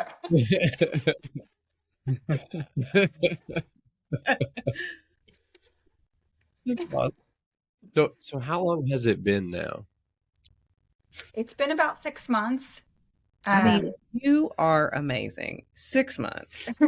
Kidding me? Yeah. Think about that. And the one thing that I can say is you have worked your ass off, Mhm. period. Yeah. You were the thing that I liked the most about what you did is you were very honest on social media about your bad days, about it's frustrating, and then the next day it didn't matter. You were right back at work, and you were doing strength training. You were you were doing the training that Mary wrote, and you were then you got to the point where you tried to do a loop at the fort, and The you were hiking poles. yeah, Yeah. you were always working, and I think that that's the thing that in 6 months that's pretty amazing to see where Unreal. you're at, but it is Yeah. because you have worked your ass off. Like Yeah. I think it was your post for Dirt Circuit, where you said it was just so mentally taxing because you were literally just all the time telling yourself to Yeah. for your raise your knee, Mhm. and all that, work hip, work knee, work foot. Yeah. Uh, Yeah. but you come out there, and it's I'm sure that kind of felt like a little bit of a celebration for you to do the Dirt Circuit. Oh. Oh gosh. So doing that, I knew I wasn't going to be great at that. And I was okay with that. And I volunteered for a couple races before that Mhm. on purpose to keep my mind positive. So, and to see people like Matt, trying to remember Matt's last name at Cherokee, Matt Cook. that really, yeah. And at the end of that, and to hear him talk and what he said and his scripture that I've heard him quote a couple times, Isaiah 40:30, like to just wait, and wait on the Lord, and he'll give you your strength, and you will run again, and don't be weary, and you will walk, and will not be still. I'm not good at quoting scripture, but I'm pretty sure that's Isaiah 30 that I've heard him talk about. Volunteering at that race and seeing him, that was a game changer for me in a million ways. And then volunteering again at Fort, then just going to do a lap because I knew those hiking poles were like assisted devices, basically. And then doing dirt circuit. I just wanted to see if I could do it because I know I can do hard stuff and I can overcome pain. I'm used to that.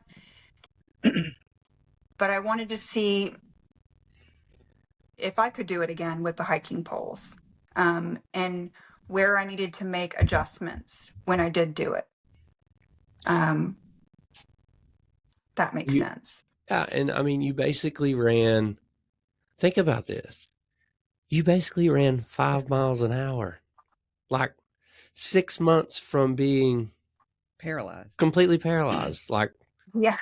not even Yeah. able to open your eyes. And in 6 months, Yeah. you go out and run a 3-hour race and run 14 and a half miles Mhm. on a trail. Yeah. I Yeah. mean, it's impressive. It's inspirational, and I loved. Here's the thing: when we were at the Cherokee and you came out and you were handing the finisher medals out, I absolutely loved that. I loved it. It was amazing. And me and Matt were sitting there waiting on, the first Matt to come through. Because, everybody comes out at this point because he's the very first finisher of the Cherokee period. Oh, Mhm. yeah. And Yeah. you're you and Van are there, and we're like everybody's gathered around. We did not know his story. Nope. We had no idea. So when he ran through and started, just tearing up and started telling his story, Oh, yeah. I saw you, and I could tell that really inspired you. Like I could see it in your face. And then for you to put the medal on him, I thought was so amazing. Like I love that whole exchange, and you all have very similar stories, if you look at it, Yes. Yes. and Yes. you both overcame all odds against you to be able to walk, more or less run. And Mm-hmm. the progress you've made it's all hard work. Yeah. Every bit of it. It is. Yeah, it is. It's hours a day. Like, that's what it's like. Oh, this didn't just happen for me. This is hours of day of, in the beginning, like making sure my brain still worked, like getting up, practicing words, saying things, doing Sudoku, crossword puzzles. Then you have, the therapy that I do on my own. And then you go to therapy, and then you go to speech, and you go to occupational. And then, every day is therapeutic. And it still is. Like, I still don't have complete feeling in my foot. My drop foot is a lot worse some days than others. You could stab me in my toes and I'd never know right now. But it's still work, and it can be exhausting. Like, it can be tiring, but then it's also, I'm super grateful. Like, sometimes I don't feel deserving, and then you have that little bit of guilt I talked about a little bit ago. And then to be here with my kids and my husband, my granddaughter, have Sunday dinners again, laugh, joke around, run around with my granddaughter, work out with my son, like, Show your son up. I mean, you're like stronger and tougher than your kids sometimes, which I think is awesome. Yeah. And just to see what's come of this with my older kids, like, they have really taken responsibility for their health since this has happened. Maybe it was because of this, or maybe they were like, hey, it's time. But just being here and being alive, I don't know if people, I don't take it for granted, not 1 minute. And being physical and being able to move and survive something like this isn't like, I survived this not because I was just made to survive. Like, I worked hard prior to this, and that's why I survived, to be honest. It was. Yeah, I was getting ready to say that whole strength training, single leg, not on, having to look all these workouts up, that whole cycle of training for this marathon for as long as you did, that probably added so much reduction to your recovery time. Well, we said from the very beginning that we feel like we were actually training for this. This was actually your race. We just didn't know it. Yes. Thank you for remembering that, Mary, because I think that's what the intention was. None of us know, like, what. I'm still trying to figure out the purpose of why this happened with me, but I do feel like that's the purpose of how and why I was training. It wasn't just for that race, it was for life, to be alive. And it has grounded me in ways that are really hard to describe. I was grounded, don't get me wrong, but the appreciation I have for the people I love and life, and to being able to do anything, is like nothing I can describe. And I know some days it'll be less or more, or, life will get in the way, but I will not take for granted being able to move. I know that. And it's an opportunity. I went and ran at the fort this morning, and I was like, I'm going to go run. And then when I got there, I started thinking, I'm going to walk today because it is a beautiful day. And I want to take in every single thing that I am seeing. And so I just walked, and it was like easy run on my training schedule. But I just decided to just enjoy the gift I've been given and that trail that I love so much, that I've done I don't know how many times. But I slowed it down just to look at it. And I enjoyed it so much more by doing. There were things I didn't notice before, and I've been there I don't know how many times. But it's just a gift, it's just a gift to be able to do that. Yeah, you don't always know like the path or journey that leads you into what you're preparing for.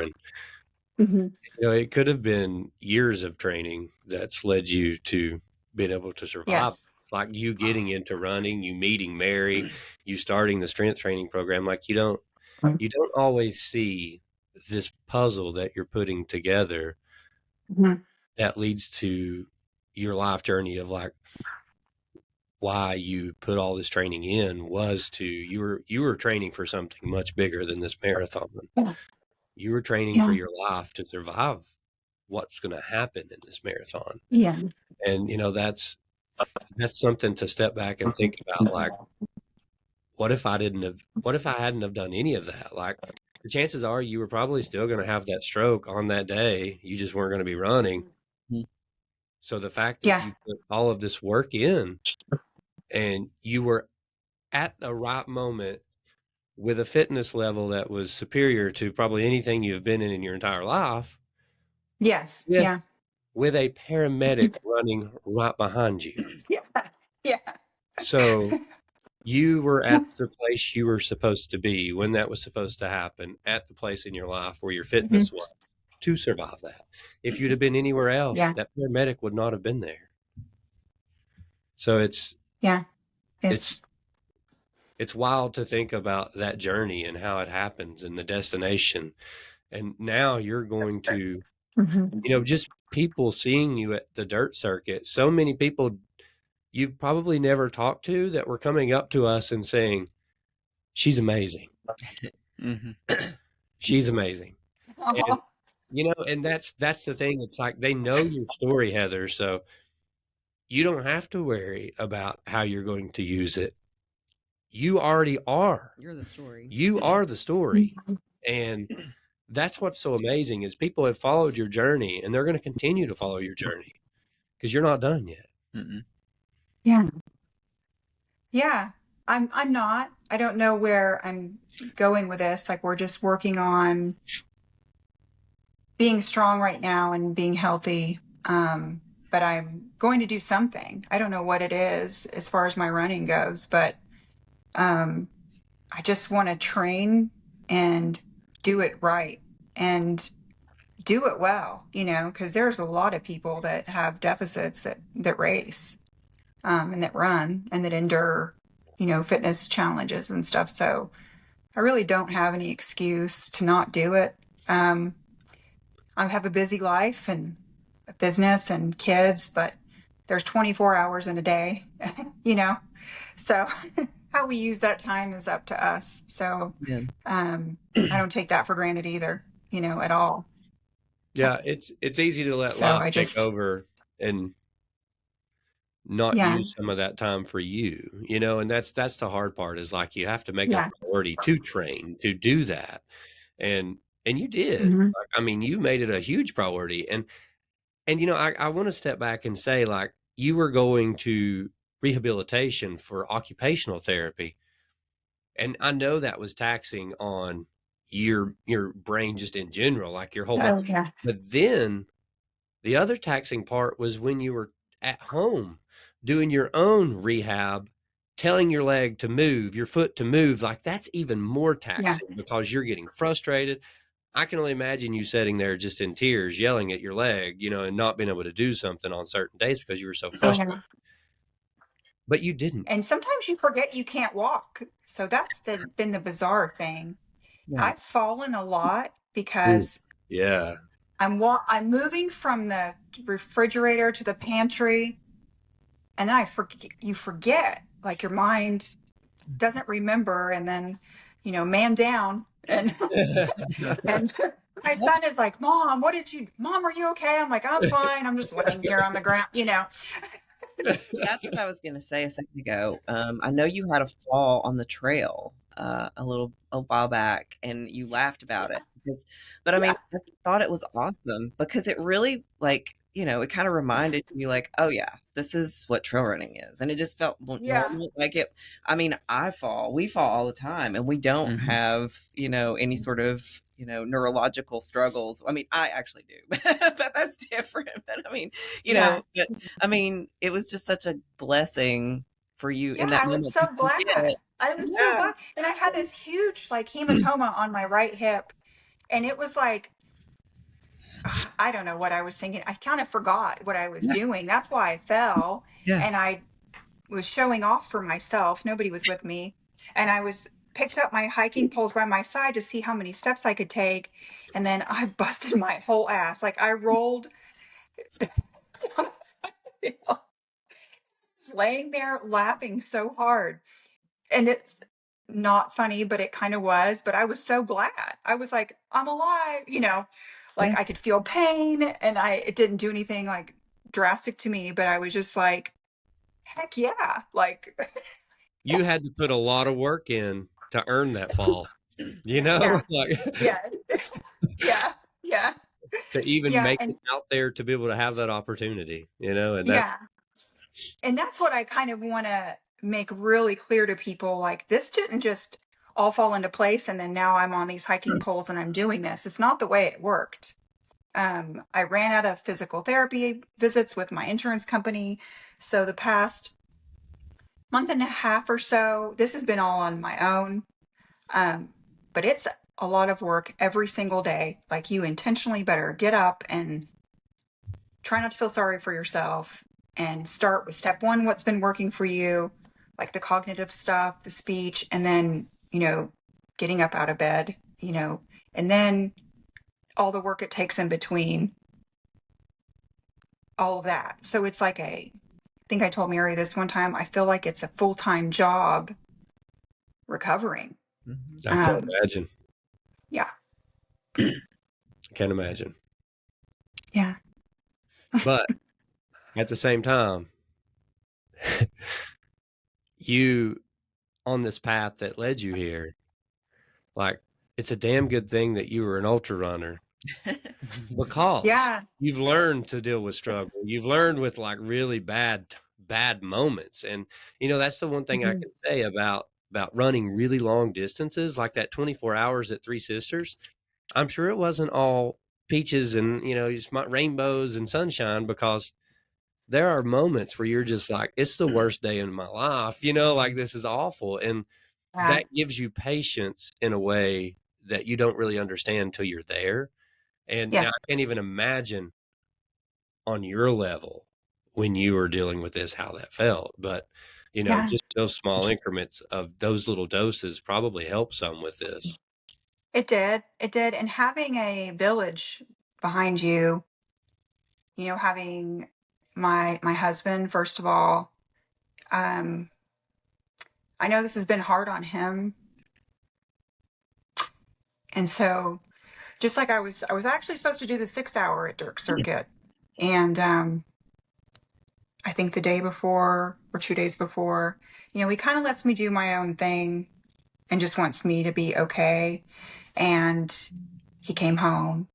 He was like, I need to talk to you about something serious. I'm like, oh God. And he was like, I really am just scared. And I don't mean to make this about myself, but can you cut it back and not go all out the first time out and just calm down a little bit and maybe do the 3 hour?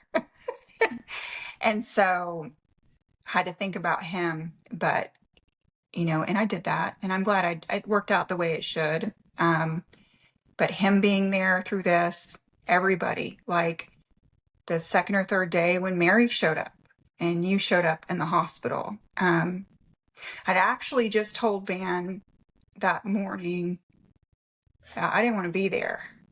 It was too hard. I was just having that dark moment. And then when you and Mary came in and she sat next to me and she said, you guys drove all that way, and I was so grateful. And she was like, I just wanted to see your face. And that's not just a coach, and that's not just like that's ultra running. That's like what this community does, and the people I've had behind me, my family, my friends, Mary, God, first of all, I don't want to get on a whole religious tangent, but that's first and foremost. And then this village behind me, I haven't done this by myself. I've had a lot of encouragement because there were times I just didn't want to do it. And I had people loving me and encouraging me to keep doing it. So I don't want to like say, yeah, I worked so hard by myself. That's not at all what happened. It took a lot of people and a lot of love for me to do that. Well, it's been an honor. I think all of us can say that, just to be a part of your life. So, Yeah.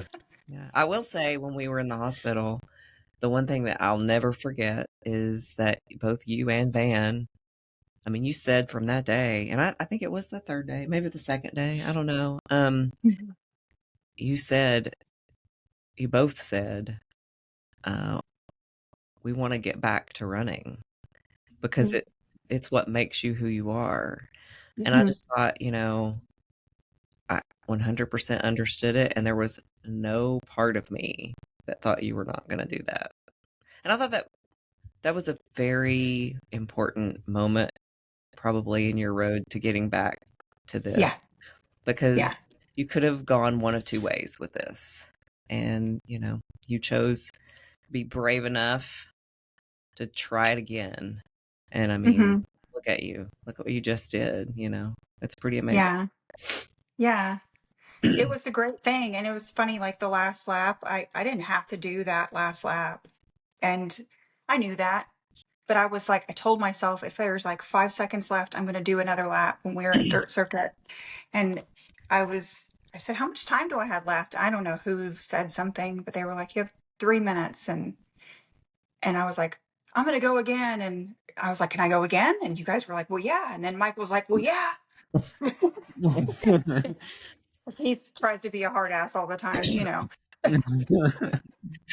This is a race or whatever he said, like what he would say out of love, because he has the greatest intentions.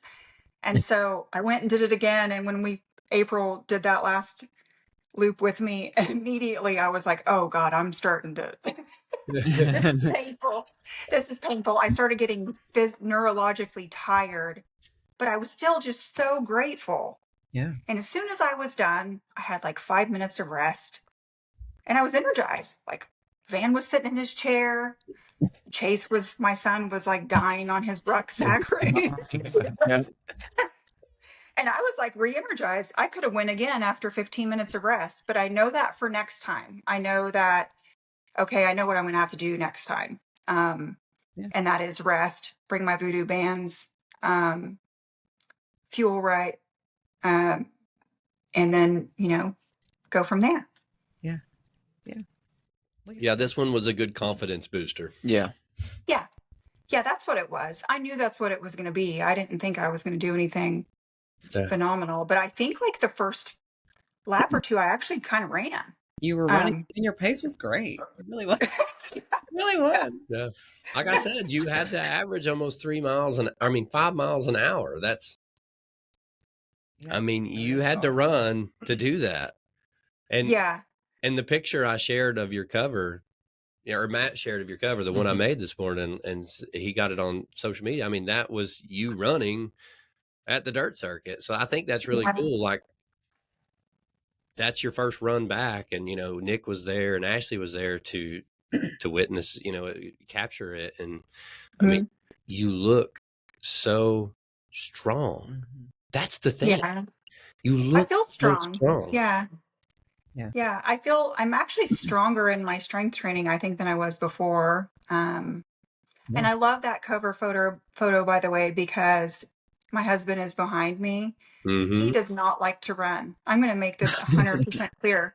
He does not like it. The only reason he goes to these is for me and to support me. And because he was coming to hang out with me. I mean, he likes you too, and he probably wants to have a healthy beer at the end. That's his reason for that.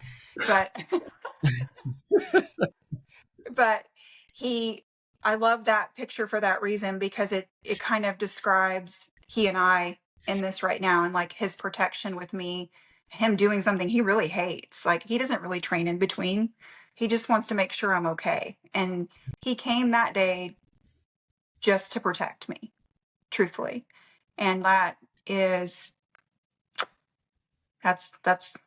love. And And that's real solid love. And that- that's why I saw that picture today and I was like, oh, that's just like him right now, making sure I'm okay. You know, I I mean, don't fall in Walmart or something. some of our greatest accomplishments and achievements, they're actually all of them. There's always someone behind you that you don't see in the picture that's Yeah. helped make that happen. And that Yeah. picture kind of captures that. And, even when I saw it, there was two things I noticed in the picture. It was Van was behind you and he's wearing Yeah. his Time to AF hat, Yeah. and, She stole.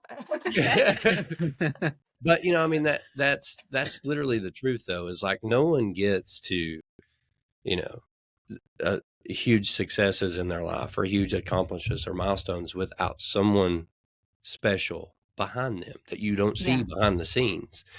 And Exactly. Van's been that rock for you, and you could see that even when me and Mary were at the hospital, you could see the love and the Yeah. care on his face. Like you could just see it, and it pours out, and like even at the Cherokee when you came, he's there, he's helping you, he's helping us. And He did. Yeah. And he wants to help you all, again, and we've talked about that for next year, but that's what's made him, he's like that silent person behind me. And just like a lot of people don't know that, I help run his business because I'm just there to do what he needs. I don't need to talk about it. I just show up and love him and support him and do all the things it takes. And, I don't really talk about it. And he does that for me. Like he is doing the same thing for me. And there's a lot of people in my life that do that. And I talk about Mary so much because Mary doesn't even ask for this recognition. But what you have done for me is, and you have a million athletes, and somehow in her life, and she has her own things, and she's just another example of somebody like doing something for me that I can never repay. Like I can never pay back the love and support that I've gotten from the people behind me during this. I can't, it just love them back. That's all I can do and all I have to offer. But this takes like a strong village of people when you go through something like this. And I've been lucky that I've had people like my husband and Mary and my kids, my adult kids who are phenomenal human beings. Just so many people. I don't even, it's a long list.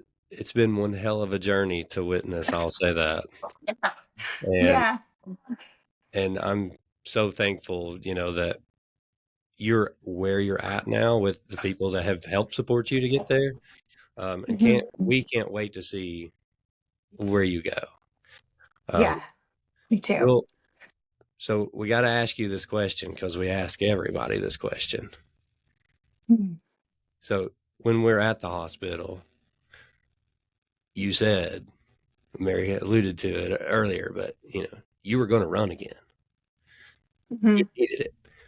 So my question that we ask everybody, and to see where you were at the lowest moment in your life at that point, like you're in a bed, you don't know if you're ever going to really walk again, and the thing you're thinking about is like, I'm going to run again. Why?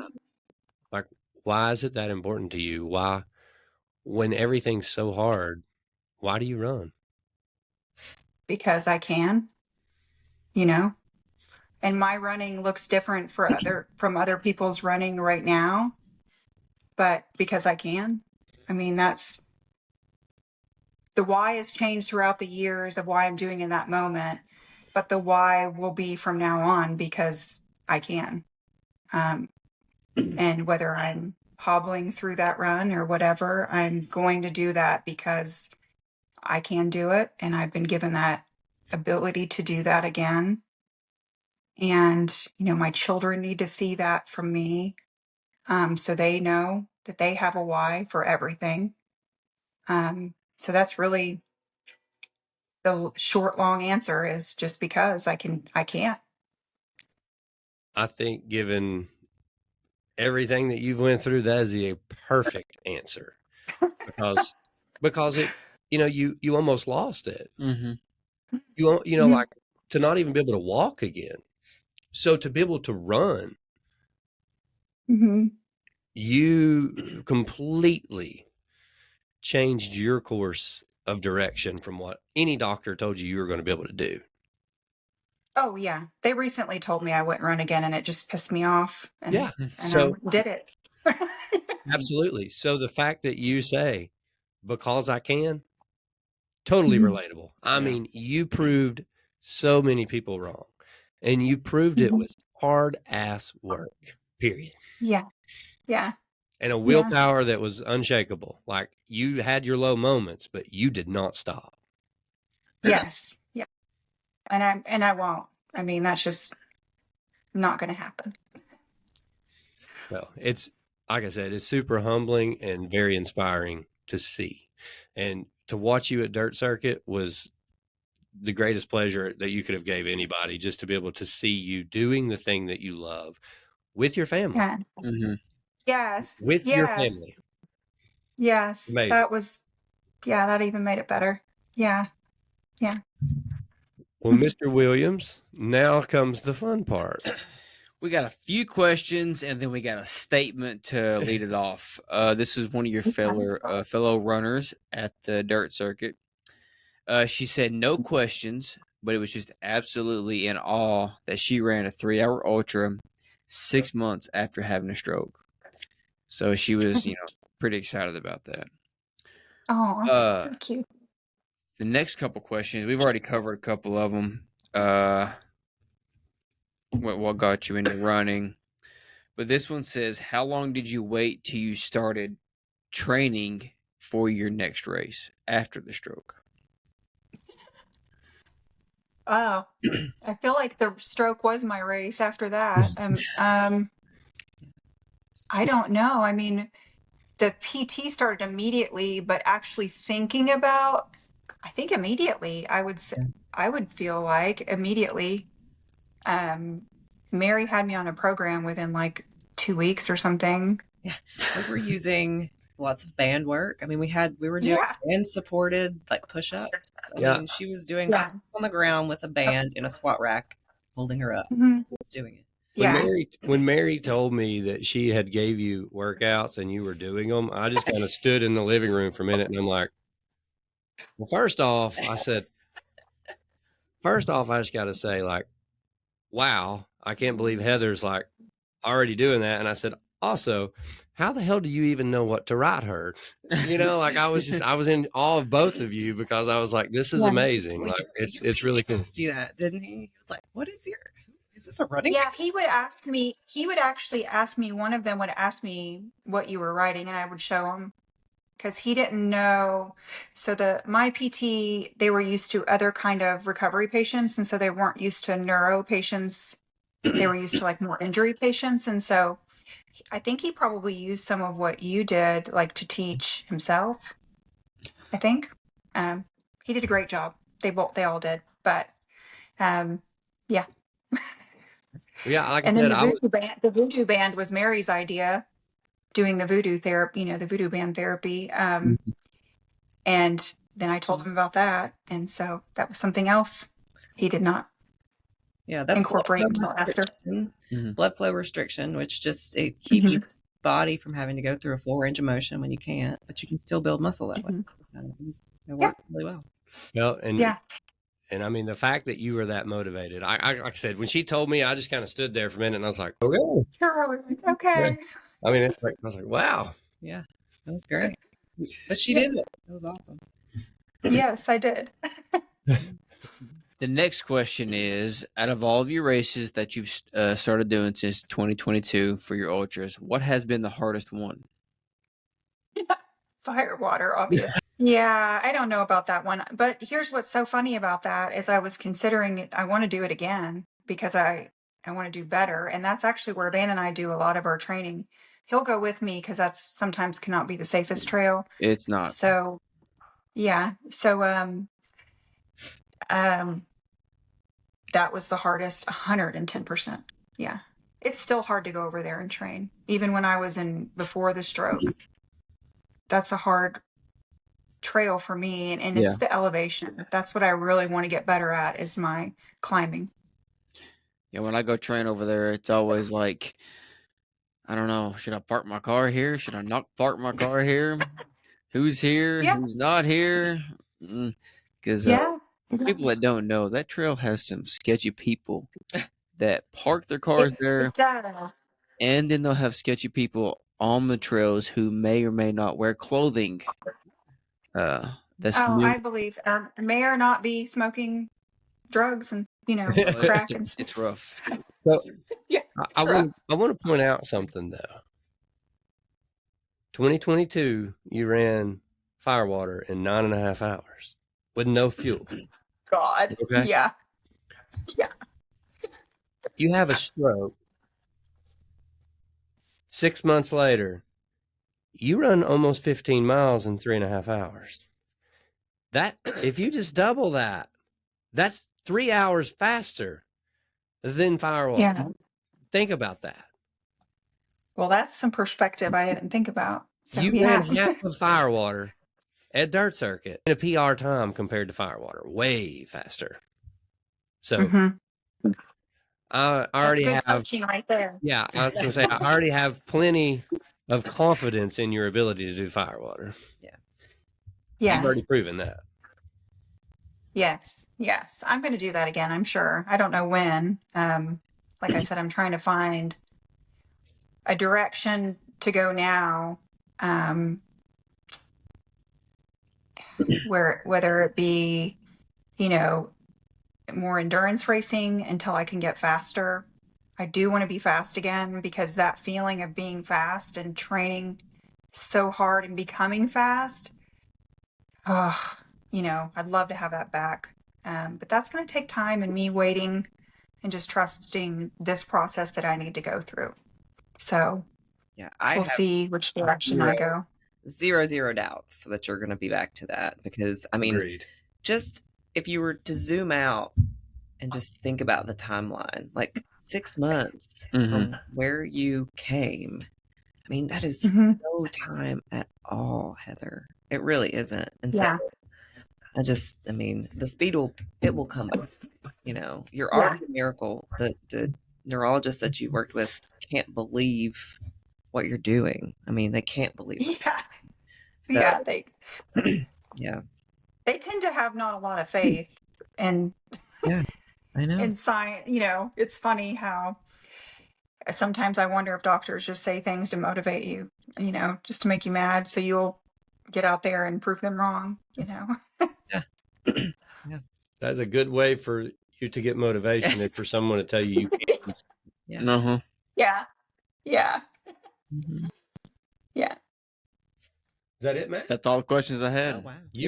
We covered most easy. of them in Yeah, the I was conversation. So I mean, we are 2 hours in. yeah. Yeah. I was like, you're going to have to really edit this up. And Heather was worried about what we were going to talk about during this podcast, I'm sure. Oh, yeah, I was worried about it, but Mary had said, just David and Matthew have this covered and you'll be fine and they'll cover the right questions and it wouldn't be that hard. And they were right. So she was right. You will be surprised. You would be surprised how many people that we invite on here that say, I mean, I don't have anything to talk about. And I just respond back. I'm like, do you know me? We can talk. Talk about something. I was like, we'll have plenty of conversation. We're good. Yeah. Yeah. Well, Heather, do you have any questions for us? No, except for like, is somebody going to get Matthew smacking himself on video? Trying so hard. I will not be a Firewater because I'll be at no business. But if Matt's running, if you're listening to this podcast, you see him puking, pull your camera out right then because he's going to smack himself. Hey, I was Saturday when I went and did that cross knocks. That was just a last minute thing. And I come back and I hit that gel, and I knew Nick was somewhere in the vicinity. I didn't know where he's at because he sat down at a spot and he kind of stayed there. the out and back. Oh yeah, I come around that corner, not too far, and there he was. I'm like, he could have got me. He could have got me because that jail messed me. Yeah. But yeah, firewater. Nobody gets it. I'm sure David could have a blast with that. Oh, I hope so. Put that And it's all over gonna the happen. place. It's It's probably gonna 100% happen. gonna happen. It's gonna happen. Yes, yes, yes. I got to be at the right moment at the right time where I can get it. So I've missed a few opportunities. Anything after mile 13. Oh wow, that's early. It's always early. Yeah, that really is. Anything after mile 13 is a start. And if it was last Saturday, it was mile 7. So Well, I will say, Heather, that last year Matthew was on Emmanuel's pacing strategy, yeah, it was. and it didn't work. Well, Emmanuel, I was proud of Emmanuel at Dirt Circuit. He really looked like he was trying to pace killed himself. He killed it. Yeah, He did good. yeah, he did. He did. I'm very proud of him, and he's got Yes. a shiny new buckle that he opened up this week from Mhm. Sheridan, and he earned that Well one. deserved. Well deserved. Yes. It's funny that that's become a thing. Like, it's just going to have to, when we finally do get a picture, I may make it an ad. There we go. You And should. I'm Yeah. going to share it like every Right. 3 months. See if you can put me in East Coast Ultra Running Magazine. New slap yourself technique. Tips for puking. Yep. There you go. Yes. Yes, exactly. Well, Heather, thank you so much for being on the podcast. Thank you for sharing your story. And Oh, most thank you. importantly, like, I just want to say thank you for sharing your journey as much as you have on social media and with others, and still coming out and supporting the community. Like, you volunteered at races this entire time and helped, and you've been there. And, I'm sure that probably motivated you a little bit too, being there, Oh, watching that and seeing it. But honestly, I just want to say I've been trying to get Heather on this podcast since the Cherokee, and she told me I had to wait till she ran her first race. So as soon as we finished Dirt yes. Circuit, when I hugged her, I said, "You ready for the podcast?" Yeah. Yeah. So thank you. I mean, your story's amazing. Me and Matt's wanted to have you on here since, for months. And Well, thank you. it was rewarding for us to be able to see you at the Dirt Circuit and to have you back in some East Coast Adventure races actually running, because you're very Yes. much a part of this family and community. your son, your son, we love him. Like, he's so fun to watch run. He just loves it. And Van too, even Van out there running, I know he doesn't love it, but he's fun. Like, No, he is fun. Yeah. And He is pretty you awesome. guys are a blessing, and you add so much to this community. So thank you. And Thank truly you. can't wait to see what you do in the future. Yes. Yes. Thank you. Thank you all. I honestly want to tell you too, I'm so honored to have been a part of this with you, and I'm just grateful that you trusted me. But Mhm. also I'm just grateful for your friendship, because I definitely think of you more as, like you said, sister's probably a good word. Yeah. Because we do have some hard conversations sometimes. Yeah. I love that about you. Yeah. Yeah. Yeah. But I'm just really grateful for you and just so proud of you. So thanks, Heather. Thank you. Thank you, Mary. Well, and we'll end on this. And when I end the podcast here in just a second, just stay on. We'll talk for just a second. Okay. Okay. But, for anybody that's listening, when you're starting something new, whether it's ultra running or whatever, and you have this feeling that you should do something, then you should do it. Mm-hmm. Because you never know why you're on that journey, and it may save your life, because it did Heather's. Yes. She started ultra running. She found a community. She got stronger. She built her endurance. She got a coach. She didn't know what she was planning. She didn't know what she was building, but she was building something much greater than running a race. She built a foundation and a support and a family that was going to help her get through the hardest moment in her life. and survive it. So don't ever be scared to start something, because it may be the one thing that saves your life. Mm. And Heather, Yes. you've showed that to us. So thank you. Oh, thank you.